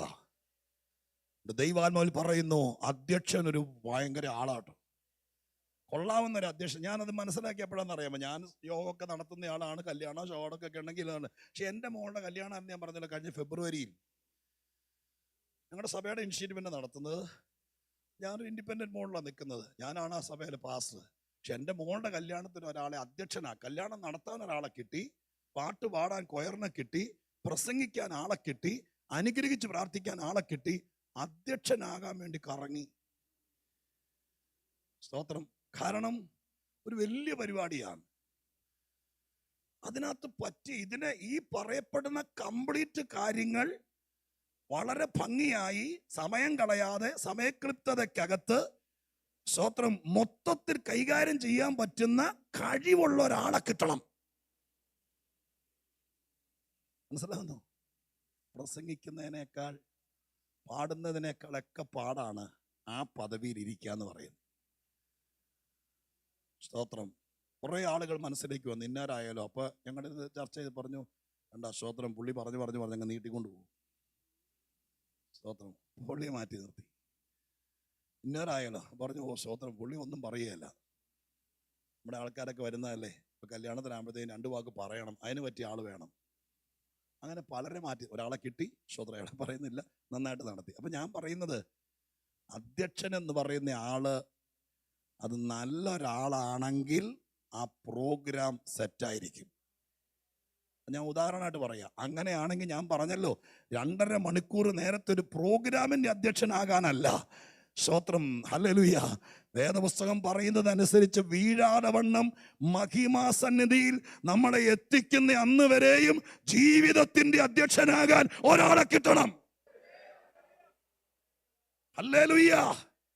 സ്തോത്രം. കേരളത്തിൽ ആരുടെയെങ്കിലൊക്കെ നമ്പർ ഉണ്ടെങ്കിൽ നിങ്ങൾക്ക് അത്യാവശ്യത്തിന് സ്തോത്രം ഒരു ദൂത് കേൾക്കണമെങ്കിൽ നിങ്ങൾക്കൊരു നമ്പർ, 10 ഡിജിറ്റൽ നമ്പർ ഇവിടുത്തെ കോഡും കൂടി ചേർത്ത് അടിച്ചു കൊടുത്താൽ ചിലപ്പോൾ വൈകുന്നേരത്തേക്ക് ദൂത് കിട്ടും.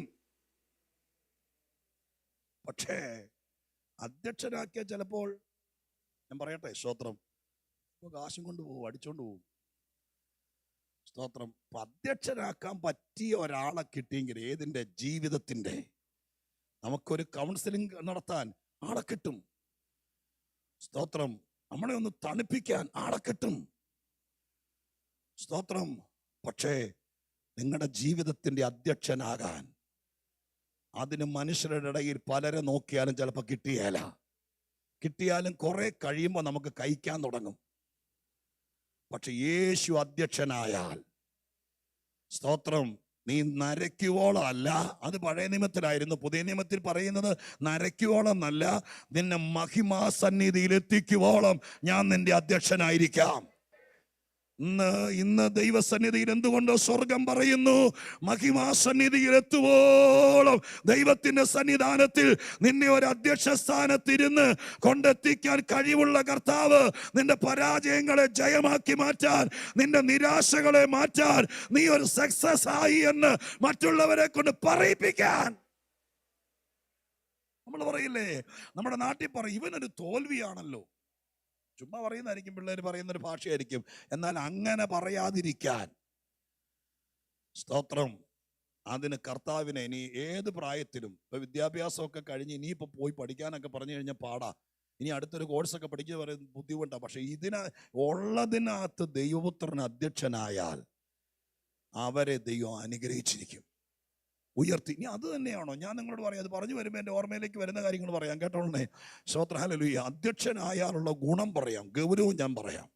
യായിറോസിന്റെ വീട്, സ്തോത്രം, അദ്ദേഹത്തിന്റെ മകള് ദീനമായി കിടക്കുക, അതൊരു പള്ളിപ്രമാണിയാ.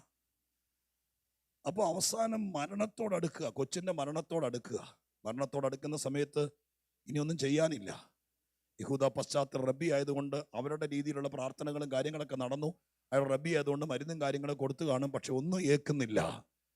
മരണത്തോടടുക്കാറായ സമയത്ത് അയാൾക്കൊരറിവുണ്ട്, നമ്മുടെ നാട്ടിലൂടെ മരുന്നില്ലാതെ മാരക രോഗങ്ങൾ സൗഖ്യമാക്കുന്ന ഒരുത്തൻ നടക്കുന്നുണ്ട്, അവൻ്റെ പേര് യേശു എന്നാണ്.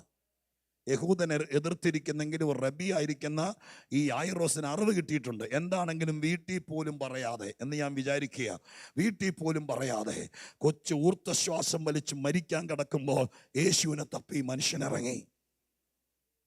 ഇന്നത്തെ പോലെ സ്തോത്ര ലൊക്കേഷൻ മാപ്പോ കാര്യങ്ങളോ ഫോണൊന്നുമില്ല. അങ്ങനെ അന്വേഷിച്ച് കർത്താവിനെ കണ്ടെത്തി. കർത്താവിനോട് കാര്യം പറഞ്ഞപ്പോൾ കർത്താവ് സ്തോത്ര പ്രോഗ്രാം ഷീറ്റ് നോക്കിയോ ഡയറി നോക്കിയോ സ്തോത്രം പ്രോഗ്രാം കൊടുക്കുന്ന ഒരാളല്ല. കർത്താവിനോട് സ്തോത്ര കാര്യം പറഞ്ഞു, എൻ്റെ കുഞ്ഞ് മരിക്കാൻ പോവുക, സ്തോത്രം, എൻ്റെ വീട്ടിൽ വന്ന് ഇവിടെ സൗഖ്യമാക്കണം. യേശു തയ്യാറായി. യേശു പെട്ടെന്ന് പ്രോഗ്രാം എല്ലാം മാറ്റിവെച്ച് യായിറോസിൻ്റെ കൂടെ വരികയാണ്. യായിറോസിന്റെ കൂടെ വരുന്ന വഴിക്കാണ് രക്തസ്രാവക്കാരി സ്ത്രീ ഇടയിൽ വന്ന് കയറി കർത്താവിന്റെ വസ്ത്രത്തിന്റെ തൊങ്ങലെ പിടിച്ചു. അപ്പൊ കുറച്ചു നേരം അങ്ങ് പോയി. കുറച്ചു നേരം ട്രാഫിക് ജാം ആയതുപോലെ പെട്ടെന്ന് ഇവള് വന്ന് പിടിച്ച വഴി സ്തോത്രം യേശുവിൽ നിന്ന് ശക്തി പുറപ്പെട്ടു. ഇപ്പൊ യേശു ആയാന്ന് ചോദിച്ചു. അവിടെ ഇച്ചിരി പമ്മി അന്നേരം കർത്താവ് തപ്പി പിടിച്ചു. പിന്നെ അവിടെ മുമ്പിൽ കൊണ്ടുവന്നു. അപ്പൊ മൊത്തത്തിൽ സ്തോത്രം ശരിക്കും പറഞ്ഞാൽ ഈ കുഞ്ഞിന് ഓടി യേശു എത്തേണ്ട ആ സമയം കുറച്ച് ഈ സ്ത്രീ നിമിത്തം കളഞ്ഞു. സ്തോത്രം. അങ്ങനെ ചിന്തിച്ചിട്ടുണ്ടോ? ചിലപ്പോൾ ഞാനിങ്ങനെ ചിന്തിക്കുമായിരുന്നു, യായിറോസ് ഒരു മലയാളിയാണെങ്കിൽ കൊച്ചു ഉയർത്തില്ലായിരുന്നെങ്കിൽ ജീവിതകാലം മുഴുവൻ ആ സ്ത്രീയെ കുറ്റം പറഞ്ഞേനെ. കാരണം നീ ഒരുത്തി എൻ്റെ കൊച്ചിയാവാൻ കാരണം. നിനക്ക് 12 പോലെ നീ ഇപ്പൊ ഇച്ചിരി മാറി നിന്നിട്ട് നാളെ കണ്ടപ്പോൾ എൻ്റെ കൊച്ച് ചാവാൻ കിടന്നപ്പോൾ വന്നപ്പോൾ നീ എൻ്റെ ഇടയിൽ കയറി പിടിച്ചത് കൊണ്ടാന്ന് പറഞ്ഞേനെ. പക്ഷേ സ്തോത്രം, ഇവള് കയറി പിടിച്ചു. യേശു അവളെ സൗഖ്യമാക്കി ആ ബ്ലോക്കൊക്കെ മാറി പതുക്കെ മുന്നോട്ട് ചെല്ലുമ്പോഴാണ് യായിറോസിന്റെ വീട്ടിൽ നിന്ന് ഒരാൾ വന്നിട്ട് പറയുന്നത്, ഇനി ഗുരുവിനെ അസഹ്യപ്പെടുത്തണ്ട, ബാല മരിച്ചുപോയി. 12 വയസ്സുള്ളൊരു കുഞ്ഞ് മരിച്ചെന്ന് അപ്പൻ വഴിയിൽ വെച്ച് കേൾക്കുന്ന വാർത്ത ഒരു ബാലരമക്കഥ പോലെ കേൾക്കാതെ അതിൻ്റെ റിയാലിറ്റി നിങ്ങൾക്ക് മനസ്സിലാക്കാൻ പറ്റുമോ? വഴിയിൽ വെച്ച് കേൾക്കുകയാണ്, കൊച്ചു മരിച്ചുപോയി, പെട്ടെന്ന് വാന്ന് പറഞ്ഞു. അപ്പൊ അവിടെ വെച്ച് യായിറോസ് നടുങ്ങി നിൽക്കുക, ഭയപ്പെട്ട് നിൽക്കുക. അങ്ങനെ നിൽക്കുന്ന സമയത്ത് യേശു ക്രിസ്തു ഒരു വാക്ക് അവിടെ എഴുതിയിട്ടുണ്ട്, ആ വാക്ക് കൂട്ടാക്കാതെ എന്ന്. സ്തോത്രം. ഞാൻ നിങ്ങളോട് പറയാം, ചില വാക്കുകൾ ഗൗരവമായിട്ടെടുത്താൽ അത്ഭുതങ്ങൾ നടക്കുകയില്ല. ചിലർ പറഞ്ഞത്, ചില യാഥാർത്ഥ്യം, ചില സത്യം യേശുവിനെയാണ് ഫോളോ ചെയ്യുന്നതെങ്കിൽ അത് ഗൗരവമായിട്ടെടുക്കരുത്. യേശു അത് കാര്യമായിട്ടെടുത്തില്ല. സ്തോത്രം, കാര്യമായിട്ടെടുക്കാതെ കർത്താവ് സ്തോത്രം ഈ യായിറോസിനോട് പറഞ്ഞു, ഒരു ചാൻസ് ഉണ്ട്, ഇനി ഒരൊറ്റ വഴിയുണ്ട്. ചത്തു, മരിച്ചു, മൂക്കി പഞ്ഞി വെച്ചു. മൂക്കി പഞ്ഞി വെച്ച കേസാണെങ്കിൽ യേശു പറഞ്ഞു, എന്നാ പിന്നെ സ്തോത്രം, നമ്മൾ തമ്മിൽ വേറെ പരിചയമൊന്നുമില്ല, കൊച്ചു മരിച്ചെങ്കിൽ പിന്നെ നീ ചില നേരത്തെ ഇല്ല, സാരമില്ല, അടക്കത്തിന് അന്ന് ഞാൻ വരാമെന്നൊക്കെ പറഞ്ഞ് ഒഴിവായത്. യേശു ഒരൊറ്റ ചാൻസ്, ഇനി ഒരൊറ്റ ചാൻസ് ഉണ്ട്. അത് വേറൊന്നുമല്ല, വിശ്വസിക്കുക മാത്രം ചെയ്യുക. അപ്പം ഞാൻ നിങ്ങളോട് അതിൽ നിന്നൊരു വാക്ക് പറയാം. അങ്ങ് അറം പറ്റിയാലും, നിന്റെ കയ്യിൽ റിപ്പോർട്ട് കിട്ടിയാലും, നിന്റെ കാതിൽ നീ സാധ്യതയില്ലെന്ന് വാർത്ത കിട്ടിയാലും, വിശ്വാസത്തിന് ഇനിയും സാധ്യതയുണ്ട്. സ്തോത്രം. ഇന്ന് പകൽക്കാലം നിങ്ങളുടെ ജീവിതത്തിലേക്ക് നോക്കിക്കൊണ്ട് ഞാൻ പറയാം, നിന്റെ ജീവിതത്തിൽ വിശ്വാസത്തിന് ഇനി സാധ്യതയുണ്ട്. അടച്ചു പൂട്ടിയ വിഷയങ്ങൾ, സ്തോത്രം, ഇനി കിട്ടത്തില്ലെന്ന് പറഞ്ഞ സംഭവങ്ങൾ, ഇനി അത് ആഗ്രഹിക്കണ്ടെന്ന് വെച്ച വിഷയങ്ങൾ, ഇനി അതിന് പുറകെ നടക്കണ്ടെന്ന് പറഞ്ഞ കാര്യങ്ങൾ, ഇനി അതിന് പണം മുടക്കണ്ടെന്ന് പറഞ്ഞ വിഷയങ്ങൾ, ഇനി അതിനെക്കുറിച്ച് ചിന്തിക്കണ്ടെന്ന് പറഞ്ഞ വിഷയങ്ങൾ, ഇനി അടുത്ത നടപടി നോക്കാൻ പറഞ്ഞ വിഷയങ്ങൾ, അതിനകത്ത് ഒരു ചാൻസോടെ ഉണ്ട്. ആ ചാൻസ് വേറൊന്നിനുമല്ല, ദൈവത്തിങ്കല വിശ്വാസത്തിന് അതിന്മേലൊരവസരം കൂടിയുണ്ട്. ഏത് വിഷയമാണെന്ന് എനിക്കറിയില്ല, ഏത് വിഷയമാണെന്ന് എനിക്കറിയില്ല. ഇതിനകത്ത് ആളുണ്ട്, ഈ ആൾക്കൂട്ടത്തിനകത്ത് ആളുണ്ട്. പരിശുദ്ധാത്മാവ് പറയുന്നു, ആളുണ്ട്. അതിനകത്ത് ഒരു സാധ്യത കൂടെ ഉണ്ട്. വിശ്വാസത്തിന് ഇനിയും നിന്റെ വീട്ടിൽ സാധ്യതയുണ്ട്.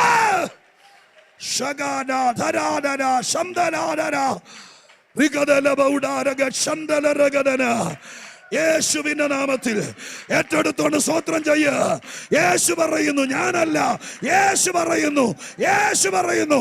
സഹോദര, സഹോദരി, കർത്തൃദാസനെ, ഒരു സാധ്യത കൂടെ കിടക്കുന്നുണ്ട്.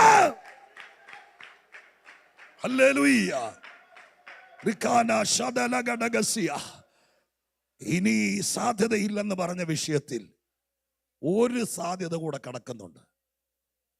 അത് മനുഷ്യൻ സമ്മതിക്കത്തില്ല, ലോകം സമ്മതിക്കത്തില്ല. പക്ഷെ ദൈവപുത്രൻ പറഞ്ഞു, യായിറോസേ, ആ വാക്ക് കൂട്ടാക്കരുത്. ഏത്? ഇപ്പൊ വന്ന് പറഞ്ഞ കക്ഷിയുടെ വാക്ക് കൂട്ടാക്കരുത്. സ്തോത്രം. അത് നീ വിട്. ഇനി ആ കേസിൽ ഒരു ചാൻസ് ഉണ്ട്. അത് നിന്റെ കയ്യിലായിരിക്കുന്നത്. ഞാനല്ല, നീയാ വിശ്വസിക്കേണ്ടത്. നീ വിശ്വസിച്ചാൽ ഇതിനകത്തൊരു സാധ്യതയുണ്ട്. സ്തോത്രം. ഹല്ലേലൂയ. എന്താണെങ്കിലും അവിടെ വെച്ച് ഗുരുവിനെ അസഹ്യപ്പെടുത്തണ്ട, വിട്ടേക്കാനാ പറഞ്ഞത്, വിട്ടേരേന്നാ പറഞ്ഞത്. യേശു പോകാൻ തീരുമാനിച്ചില്ല. സ്തോത്രം. അവിടെ വെച്ച് ഞാൻ ആ ഭാഗത്തെ ഒരിക്കൽ ചിന്തിച്ചപ്പോൾ, ഞാൻ എവിടെയോ പ്രസംഗിച്ചപ്പോൾ ആ ഭാഗത്തെ ഇങ്ങനെ പറഞ്ഞു.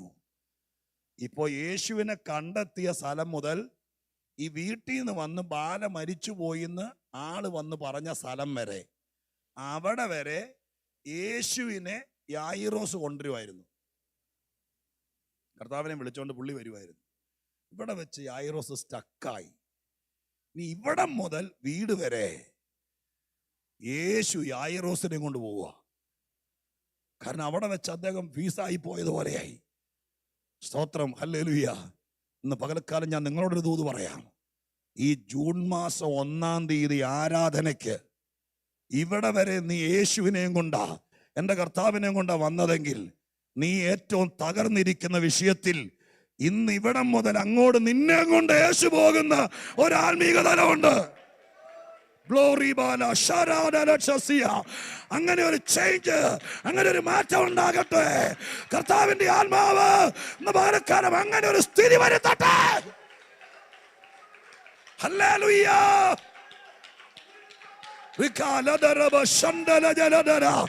Yes.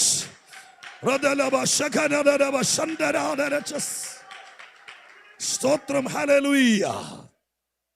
നിങ്ങൾ കേട്ടെ, കഴിഞ്ഞ 10 കൊല്ലമായി നീ യേശുവിനെ കൊണ്ട് ഹൃദയത്തിൽ കർത്താവിനെ സ്വീകരിച്ച് അന്ന് മുതൽ പവിത്രമായി നിന്റെ ജീവിതം കർത്താവിന് കൊടുത്തിട്ട് കർത്താവിനെ കൊണ്ട് നടക്കുകയായിരിക്കും. കഴിഞ്ഞ 20 വർഷമായി കുടുംബമായി നിങ്ങൾ യേശുവിനെ കൊണ്ട് നടക്കുകയായിരിക്കും. ഇന്ന് ഇവിടെ നിൽക്കുമ്പോൾ അസാധാരണമായിരിക്കുന്ന വചന വ്യാഖ്യാനങ്ങൾ പരിശുദ്ധാത്മാവിന്റെ ഹൃദയത്തിൽ തന്നിട്ട് പറയുകയാണ്. സ്തോത്രം. ചില നടുങ്ങുന്ന വിഷയങ്ങളുടെ നടുവിൽ നീ കൊണ്ടു നടന്ന കർത്താവ്, നീ ഉള്ളിൽ സ്വീകരിച്ച യേശു, നീ ഹൃദയത്തിൽ വാഴിച്ച കർത്താവ്, നീ ഒതുങ്ങിപ്പോകുമ്പോൾ അവൻ ഇറങ്ങി വന്നിട്ട് അവിടെ മുതൽ നിന്നെ ചുമന്നുകൊണ്ട് അവൻ പോകും. ഈ പകലിൽ ആരെങ്കിലും മുന്നോട്ടിനി പോകാൻ പറ്റാതെ ജീവിതം വഴിമുട്ടി നിൽക്കുന്നുണ്ടെങ്കിൽ, ജീവിതം അടഞ്ഞു നിൽക്കുന്നുണ്ടെങ്കിൽ, ഇത്രയും കാലം നീ യേശുവിനെ ഹൃദയത്തിൽ കൊണ്ട് നടന്നെങ്കിൽ, ഇന്ന് പകൽക്കാലം സ്വർഗം പറയുന്നു, നിന്റെ ബലഹീനതയിൽ, നിന്റെ തകർച്ചയിൽ, നിന്റെ ആത്മനമ്പരത്തിൽ നിനക്കിനി ഒരടി മുന്നോട്ട് കാല് വെക്കാൻ പറ്റാത്ത സ്ഥിതിയിൽ അവൻ നിന്നെ ഇട്ടിട്ട് പോകില്ല. ആരാണ്ടും പറഞ്ഞത് കേട്ടിട്ട് യേശു മടങ്ങി പോകില്ല, യേശു തിരിച്ചു പോകില്ല, യേശു നിന്നെ കൊണ്ടേ പോകുള്ളൂ. യേശുവേ, യേശുവേ, യേശുവേ. കർത്താവിനെ ഉറക്ക വിളിച്ച് ദൈവമക്കൾ പ്രാർത്ഥിക്കുക. യേശുവേ, ഇവിടെ മുതൽ, ഇവിടെ മുതൽ, ഇവിടെ മുതൽ. ഹല്ലേലൂയ. ഹല്ലേലൂയ. കയ്യും കാലും ധരിച്ചു പോകുന്ന, ഒരിഞ്ച് മുന്നോട്ട് പോകാൻ പറ്റാത്ത, മനസ്സ് തകർന്ന വേളയിൽ കൊച്ചു മരിച്ചുപോയി എന്നുള്ള വാർത്ത കേട്ടപ്പോൾ അപ്പൻ്റെ സ്ഥാനത്ത് ഒരുപക്ഷെ നമ്മളാണ് ചിന്തിച്ചു നോക്കി. ചിലപ്പോൾ നമ്മൾ വെട്ടി വേർത്ത് കണ്ണിൽ ഇരുട്ട് കയറി തല കറങ്ങി വീഴാം അല്ലേ? മരിച്ചത് പൊന്നോമന കുഞ്ഞല്ലേ? അവിടെ വെച്ച് ജീവിതം ഹല്ലേലൂയ ചിലപ്പോൾ അവസാനിപ്പിക്കാം. അവിടെ മുതൽ നമ്മുടെ മെന്റലി ഡിപ്രഷനിലാകാം. എത്രയോ അമ്മമാർ ഇങ്ങനെയുള്ള സാഹചര്യത്തിൽ ഇന്നും ഡിപ്രഷനായി പോയി. ഹല്ലേലൂയ. അവരുടെ സൗന്ദര്യം പോയി, മുടി പോലും കെട്ടാൻ അവർക്ക് താല്പര്യമില്ലാതെ ഞാൻ കണ്ടിട്ടുണ്ട്. നൂറുകണക്കിന് ആൾക്കാരുടെ പ്രാർത്ഥനാ വിഷയം കേൾക്കുന്ന ഒരു മനുഷ്യനാകയാ. പക്ഷേ നിന്റെ ഉള്ളിൽ യേശുവിനെ കൊണ്ടാ നടക്കുന്നതെങ്കിൽ നിനക്ക് അങ്ങനെ ഒരു സ്ഥിതി വരണ്ട. ഗതികേട് വരികയാണെങ്കിൽ അന്ന് അവൻ നിന്നെ കളഞ്ഞിട്ട് പോകില്ല, നിന്നെ അവൻ വാരിയെടുക്കും. യായിറോസേ, ഇവിടെ മുതൽ ഇനി ഞാൻ നിന്നെ കൊണ്ടുപോകാം. യായിറോസ് യേശുവിനെ കൊണ്ടുപോവാ. ഞാൻ പറയുന്നത് അധ്യക്ഷനെ ആട്ടോ. സ്തോത്രം. ഹല്ലേലൂയ. വഴിയെ പോയപ്പോൾ യേശു വന്ന് കേറിയല്ല. സ്തോത്രം. ചുമ്മാ പോയപ്പോ കേറിയല്ല. ഇപ്പൊ ഇവിടെ യേശുവിനെ കൈക്കൊണ്ടോണ്ട് വരിക. അതാ ബൈബിളിന്റെ ഭാഷ. കർത്താവിനെ കൈക്കൊണ്ട ചിലർ ബൈബിളിലുണ്ട്. കൈക്കൊണ്ടോണ്ട് വരിക എന്ന് പറഞ്ഞാൽ യേശുവിനെ സ്വീകരിച്ചു, അധ്യക്ഷനാക്കി. ഇനി നിങ്ങൾ യേശു വീട്ടിലേക്ക് വന്ന് കയറുന്ന രംഗം കാണണം കേട്ടോ. യേശു നേരെ വീട്ടിലേക്ക് വന്ന് കയറി അലമുറയിട്ട് കരയുക. ഇന്നത്തെ ലോകമല്ല, അന്നത്തെ ലോകം. നമ്മുടെയൊക്കെ പ്രായമുള്ള പലരും ഇവിടെ ഇരിക്കുന്നുണ്ടല്ലോ. സ്തോത്രം. ഹല്ലേലൂയ. എനിക്കൊരു 40 വർഷത്തിനപ്പുറം, 45 വർഷത്തിനപ്പുറമുള്ള ആ കാലഘട്ടത്തെ വരെ ഓർമ്മയിൽ കൊണ്ടുവരാൻ പറ്റും. 45 വർഷങ്ങൾക്കപ്പുറം എൻ്റെ ഓർമ്മയിൽ എൻ്റെ പ്രായക്കാരനായ എൻ്റെ വീടിൻ്റെ തൊട്ടടുത്തുള്ള ഒരു ഹൈന്ദവ വീട്ടിലെ സ്തോത്രം ഹല്ലേലൂയ ഒരു മകൻ മരിച്ചത് ഞാൻ ഓർക്കുന്നുണ്ട്. 45 വർഷം മഞ്ഞപ്പിത്തം വന്നു, പഥ്യം തെറ്റിപ്പോയി, അന്നത്തെ രീതിയിൽ അങ്ങനെ മരിച്ചു. സ്തോത്രം. 45 വർഷങ്ങൾക്ക് മുമ്പ്, അന്ന് അവന് കൂടിക്കഴിഞ്ഞാൽ 10 വയസ്സ് 9 വയസ്സ് പ്രായം, അങ്ങനെ മരിച്ചു. അന്ന് ഞാൻ ഓർക്കുന്നുണ്ട്. സ്തോത്രം. എൻ്റെ ഓർമ്മയിൽ ആ നാട് മുഴുവൻ വന്നു. ബന്ധുക്കൾ, ചാർച്ചക്കാരെല്ലാവരും വന്ന്, വരുന്നവരെല്ലാം ഇന്നത്തേക്കാൾ ബന്ധം കൂടുതലാണ്, അറ്റാച്ച്മെൻറ്റുകൾ അധികമാണ്, ബന്ധുക്കൾ കൂടുതലാണ്. അയൽവക്കത്തൊക്കെ കയറി ഇറങ്ങി നടക്കുന്ന എല്ലാവരും തമ്മിൽ ഭയങ്കര ബന്ധമാണ്. പിള്ളേർ കൂടുതലായതിൻ്റെ പേരിൽ, കളിക്കൂട്ടുകാരൊക്കെ ഉള്ളതിൻ്റെ പേരിൽ, ആ സ്ഥിതിയിലായതിൻ്റെ പേരിൽ സ്തോത്രം വരുന്നവരെല്ലാം ജാതി മതം നോക്കാതെ നെഞ്ചത്തടിച്ച് നിലവിളിക്കുകയാണ്. അമ്മാച്ചനും മാവിയും കൊച്ചപ്പനും ഉപ്പാപ്പനും എല്ലാം ഉണ്ട്. യേശുവിനെ കൊണ്ട് യായിറോസ് വരുമ്പോൾ ആ വീട് തിങ്ങി നിൽക്കുക. കൊച്ചിനെ കുളിപ്പിച്ച് അല്ലെങ്കിൽ സ്തോത്രം താടി കൂട്ടിക്കെട്ടി, അറിയാലോ സ്തോത്രം മൃതശരീരം കിടത്തുന്നത്, സ്തോത്രം മൂക്കിൽ പഞ്ഞിയും വെച്ച് പെരുവിരലും കൂട്ടിക്കെട്ടി കിടത്തിയിരിക്കുക. യേശുക്രിസ്തു വഴിപോക്കനായി വന്നതല്ല, അനുശോചനത്തിന് വന്നതല്ല, ശവസംസ്കാരത്തിന് വന്ന നമ്മുടെ ഡിസ്ട്രിക്ട് പാസ്റ്ററോ സൂപ്രണ്ടോ ഒന്നും അല്ല യേശു. ഞാൻ ഇന്നിവിടെ പറയാൻ വന്നത് ജീവനുള്ള കല്ലാണെങ്കിലും കർത്താവിനെ തട്ടി മാറ്റിയിട്ട് ഇന്ന് നീ അത് പറയണ്ട, ഞാൻ അധ്യക്ഷനാന്ന് പറയാൻ പരിശുദ്ധാത്മാ പറഞ്ഞു. അതുകൊണ്ട് ഞാൻ അധ്യക്ഷനെ പ്രസംഗിക്കുക. യേശു ആ വീട്ടിൽ വന്നത് അധ്യക്ഷനായിട്ടാ വന്നത്. നമ്മൾ വിളിച്ചോണ്ട് വന്നു. അവിടെ വന്ന് കേറിയിട്ട് കർത്താവ് അവിടെ ആദ്യമാണ്, ഫസ്റ്റ് ആണ്. അവിടുത്തെ ആരുമല്ല.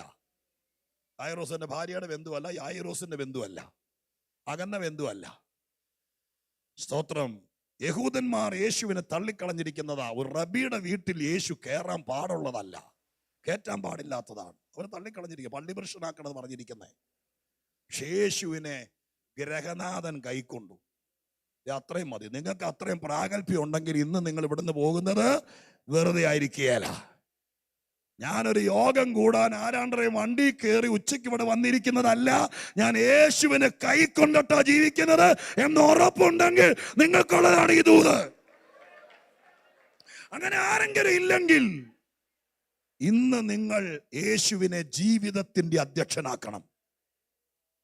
അത് ദൈവത്തോട് നിങ്ങൾ വാ തുറന്ന് പറയണം. അത് വീട്ടിൽ പോയിട്ടാണല്ല, നിങ്ങൾ റൂമിൽ പോയിട്ടാണെങ്കിലും എവിടാണെങ്കിലും നിങ്ങൾ എവിടെ നിന്നാ വന്നേ അവിടെ ചെന്നിരുന്ന് പറയണം, ഞാൻ ഇന്ന് കേട്ട വചനം സത്യമാണെങ്കിൽ ഞാൻ എന്തൊക്കെ ചെയ്തിട്ടും എനിക്ക് പ്രതീക്ഷിക്കത്തോണം പൊങ്ങാൻ പറ്റുന്നില്ല. ഇത് സത്യമാണെങ്കിൽ എൻ്റെ അധ്യക്ഷനാകണം. ഞാൻ എൻ്റെ ഹൃദയ കവാടം തുറന്നിട്ട് തരാം എന്ന് ദൈവത്തോട് പറയണം. അവൻ എൻ്റെ അധ്യക്ഷനാകും. യേശു ആ വീട്ടിലേക്ക്, അഥവാ ഞാൻ ഇങ്ങനെ പറയാം, ഇനി നിങ്ങൾക്ക് നിങ്ങളുടെ ട്രാക്കിലേക്ക് വന്നല്ലോ, അതുകൊണ്ട് ഞാൻ ഇങ്ങനെ പറയാം. സ്തോത്രം. അധ്യക്ഷൻ ആ വീട്ടിലേക്ക് വന്നു. കുഞ്ഞു കിടക്കുന്ന റൂമിലേക്ക് കയറിയിട്ട് കർത്താവ് എന്ന് നോക്കിയിട്ട് എല്ലാവരും കരയുക. മറ്റേ സുവിശേഷത്തിലൊക്കെ വായിക്കുന്ന കുഴലൂത്തുകാരൊക്കെ എന്താ അവരൊക്കെ ഇങ്ങ് വന്നു പെട്ടെന്ന്. സ്തോത്രം. പെട്ടെന്ന് സെറ്റപ്പൊക്കെ ആയി, എല്ലാവരും വന്നു. മരിക്കുമ്പോഴേക്കും നമുക്കറിയാലോ, ആംബുലൻസുകാരൻ, മോർച്ചറിക്കാരൻ, പാട്ടുകാരൻ, പന്തലിടുകാരൻ, ഇവരെല്ലാവരും കൂടി അന്നേരം തന്നെ അങ്ങ് വരും. സ്തോത്രം. എന്നതുപോലെ കുഴലൂത്തുകാരെല്ലാവരും കൂടി വന്നു. ഇവരെല്ലാവരും സെറ്റായി കരഞ്ഞുകൊണ്ടിരിക്കുക. പെട്ടെന്ന് യേശു അവിടെ നിന്നുകൊണ്ട് പറയുകയാണ്, ആരും കരയണ്ട, ബാല മരിച്ചിട്ടില്ല. ബാല മരിച്ചിട്ടില്ല. അപ്പൊ അവിടെ ഇരുന്നോടെ എല്ലാം പറഞ്ഞു, ഈ പുള്ളിയാരാ? ഞങ്ങൾ ഇത്രയും നേരം കൈയും കാലൊക്കെ പിടിച്ചു നോക്കി, പച്ചവെള്ളം പോലെ തണുത്തിരിക്കുന്നു. കൊച്ചിന്റെ മൂക്കി പഞ്ഞി വെച്ച് താടി കൂട്ടിക്കെട്ടിരിക്കുക. മരിച്ചു എന്ന് ഉറപ്പാക്കിയതാ. മരിച്ചു എന്ന് ഉറപ്പാക്കിയിട്ട് പിന്നെ ഇപ്പൊ മരിച്ചിട്ടില്ലെന്ന് പറഞ്ഞുകൊണ്ട് വന്ന ആരാളാരാ? യേശുവിനെ അങ്ങ് പരിഹസിച്ചെന്ന് എഴുതിയിരിക്കുന്നു. നിങ്ങൾ ആ ഭാഗം അല്ലെങ്കിൽ ഓർത്ത് നോക്കിയേ. വാസ്തവത്തിൽ അവിടെ നിൽക്കുന്ന ആൾക്കാർ മുഴുവൻ പറയുന്നു ബാല മരിച്ചു. യേശു മാത്രം പറയുന്നു മരിച്ചിട്ടില്ല. ഇതിനകത്ത് ഏതാ ശരി? ഏതാ ശരി? നാട്ടുകാർ പറയുന്നു മരിച്ചു, യേശു പറയുന്നു മരിച്ചിട്ടില്ല. യേശു പറയുന്നതാണോ ശരി? നാട്ടുകാർ പറയുന്നതാണോ ശരി? അഴിച്ചാലും ചിറ്റ, അഴിച്ചില്ലെങ്കിലും ചിറ്റാന്ന് പറഞ്ഞ പോലെ ഇപ്പൊ നിങ്ങൾ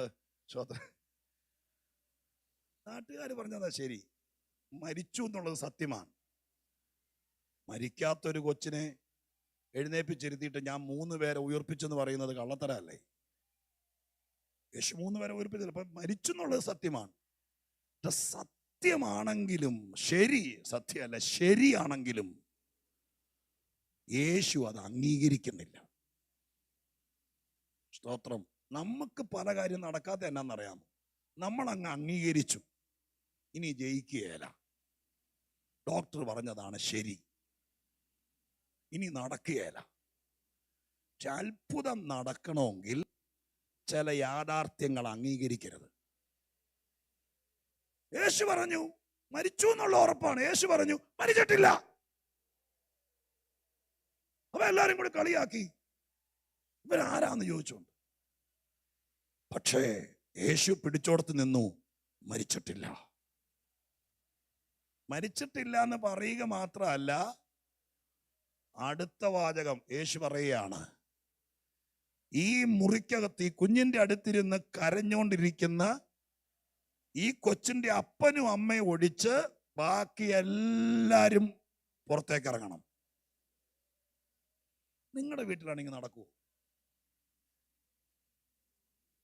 മരണം ഒന്നും ഇപ്പൊ നിങ്ങൾ വിചാരിക്കും. എങ്കിലും നിങ്ങളുടെ വീട്ടിൽ, നമ്മുടെ വീട്ടിൽ ഒരു പ്രശ്നം നടന്നു, മരണം നടന്നപ്പോൾ അവിടെ സ്തോത്രം, എൻ്റെ അപ്പനുണ്ട്, എൻ്റെ അമ്മയുണ്ട്, എൻ്റെ അനിയനുണ്ട്, ഭാര്യ വീട്ടുകാരെ സ്വന്തക്കാരെല്ലാവരും ഉണ്ട്. ഇവരെല്ലാവരും കൂടി ഇരിക്കുമ്പോൾ യേശു ഇങ്ങോട്ട് പറയുക, കൊച്ചപ്പനാണെങ്കിലും അമ്മാവിയാണെങ്കിലും ഇറങ്ങി പുറത്തേക്ക് എന്ന് പറഞ്ഞാൽ നടക്കുമോ? പക്ഷെ ഞാൻ അവിടെ മുഴുവൻ നോക്കി, ഒരുത്തൻ പോലും താൻ ആരോടോ ചോദിക്കാൻ എന്ന് യേശുവിനോട് ചോദിച്ചില്ല. ചോദിക്കണ്ടല്ലേ? താനേ പറയുന്നത്, ഇവിടെ എൻ്റെ കൊച്ചു മരിച്ചു കിടക്കുക, എൻ്റെ പെങ്ങളുടെ കൊച്ചു മരിച്ചു കിടക്കുക. സ്വത്രം പറഞ്ഞുകൂടെ കൊച്ചിന്റെ അമ്മാച്ചന്? യായിറൂസിന്റെ ഭാര്യയുടെ ആങ്ങളയ്ക്ക് പറഞ്ഞുകൂടെ? താൻ ആരിറക്കി ഇവിടെ? മിണ്ടിയില്ല. സ്തോത്രം. യേശു പറഞ്ഞു ഇവിടെ ഇരുന്ന് കരയരുത്, ഈ മുറിക്കകത്തുനിന്ന് പുറത്തേക്ക് ഇറങ്ങണം. എല്ലാവരും ഒന്നിനു പുറകെ പുറത്തേക്ക് ഇറങ്ങി. എന്താ കാര്യം? യേശു ഈ വീട്ടിൽ വഴിപോക്കനല്ല, ഇപ്പൊ ഇവിടെ അധ്യക്ഷനായി കയറിയിരിക്കുക.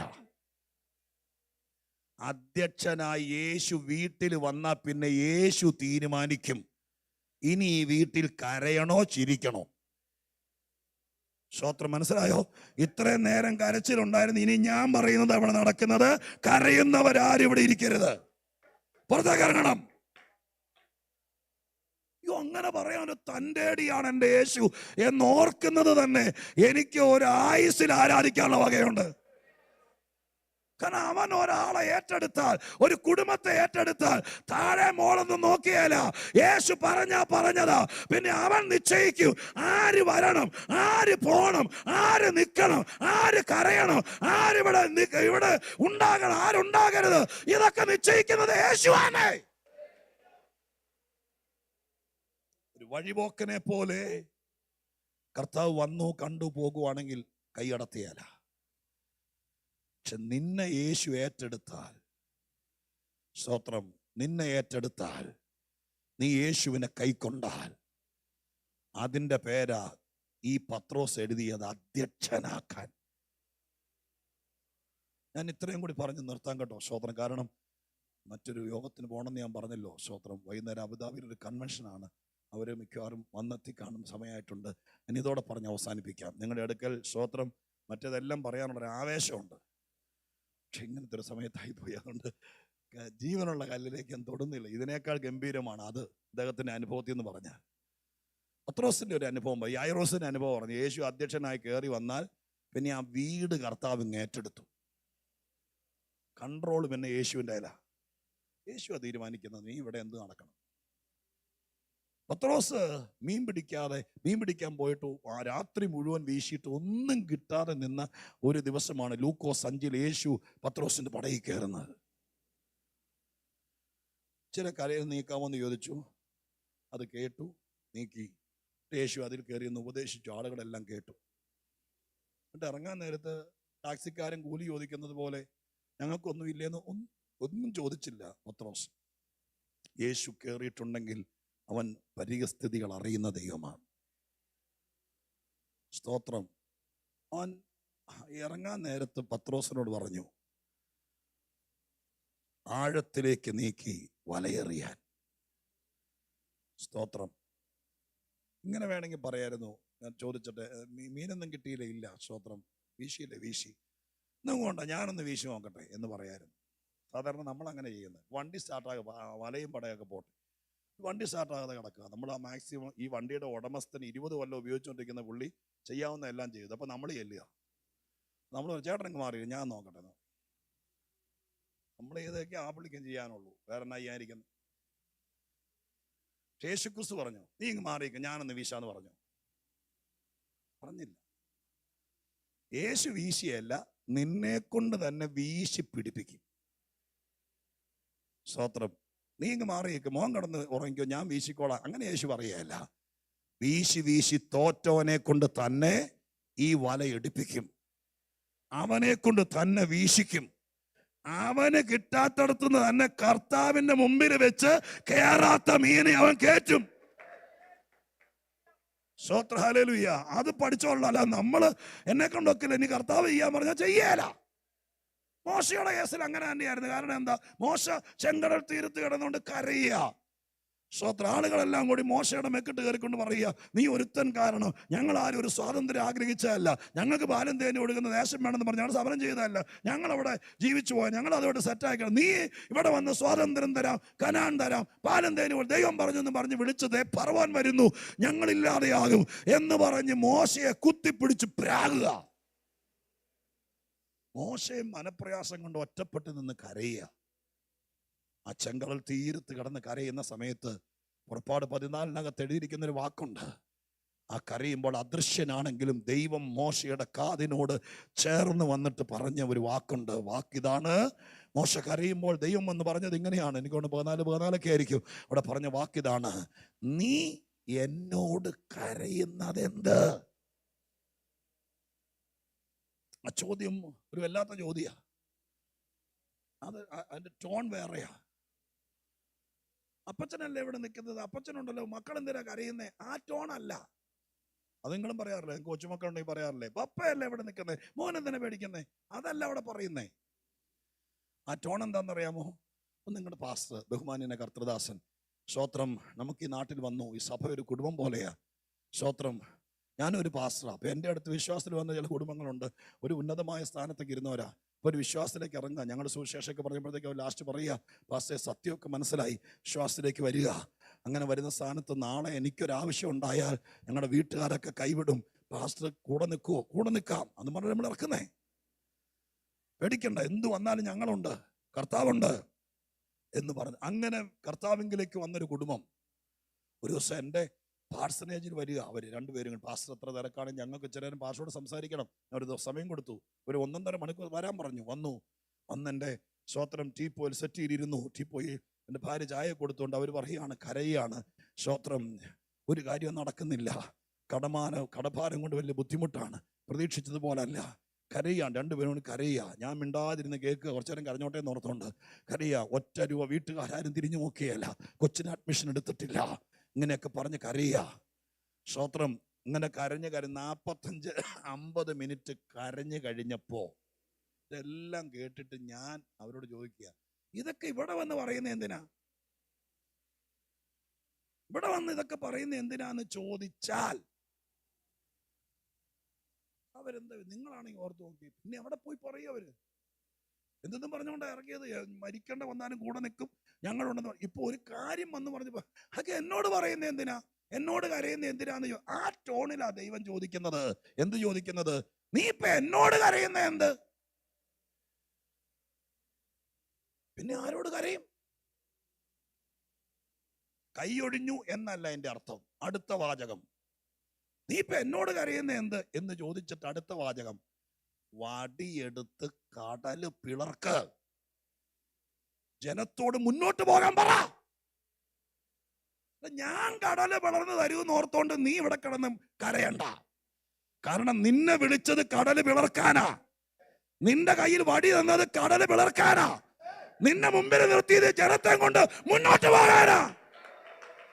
നീ എന്നോട് കരയുന്നത് എന്ത്?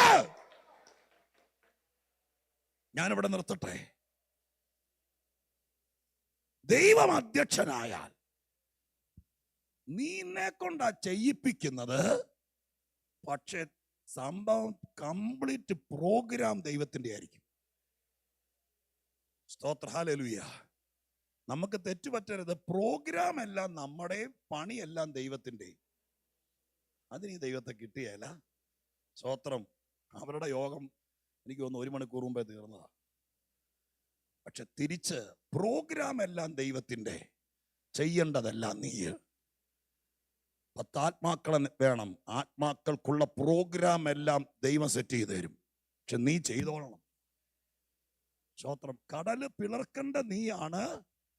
പക്ഷെ എങ്ങനെ വേണം, എപ്പോ വേണം, അതെല്ലാം ദൈവം സെറ്റ് ചെയ്ത് തരും. നീ ചെയ്തോളണം. സ്തോത്രം. നിന്റെ പടക ശൂന്യമായി കിടക്കുമ്പോൾ സ്തോത്രം, പ്രോഗ്രാം അല്ല എൻ്റെ, നീ വീശിക്കൊള്ളണം. സ്തോത്രം. അങ്ങനെയാണെങ്കിൽ ദൈവം ഇന്ന് അധ്യക്ഷനാവും.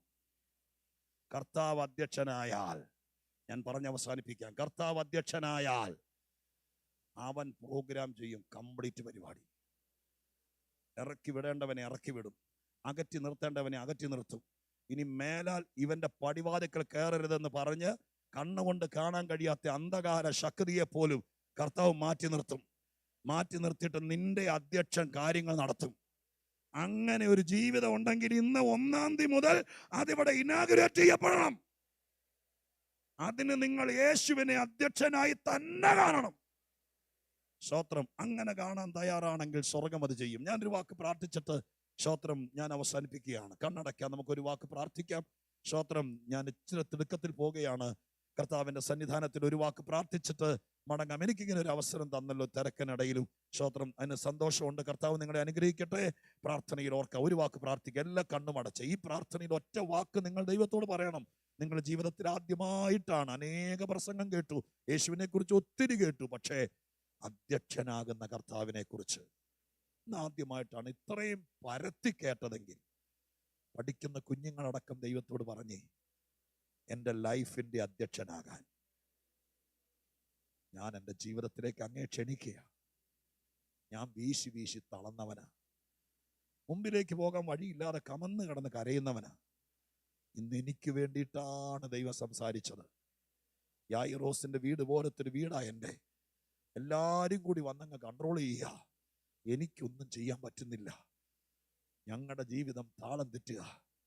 ഇതിനകത്ത് എന്തെങ്കിലും ചെയ്യണം എന്ന് പ്രാർത്ഥിക്കുന്നവരുണ്ടെങ്കിൽ അവർക്ക് വേണ്ടി മാത്രം ഞാനൊരു വാക്ക് പ്രാർത്ഥിക്കാം. കർത്താവേ, ഈ പ്രാർത്ഥിക്കുന്ന ദൈവമക്കളെ കരങ്ങളിൽ തരുന്നു.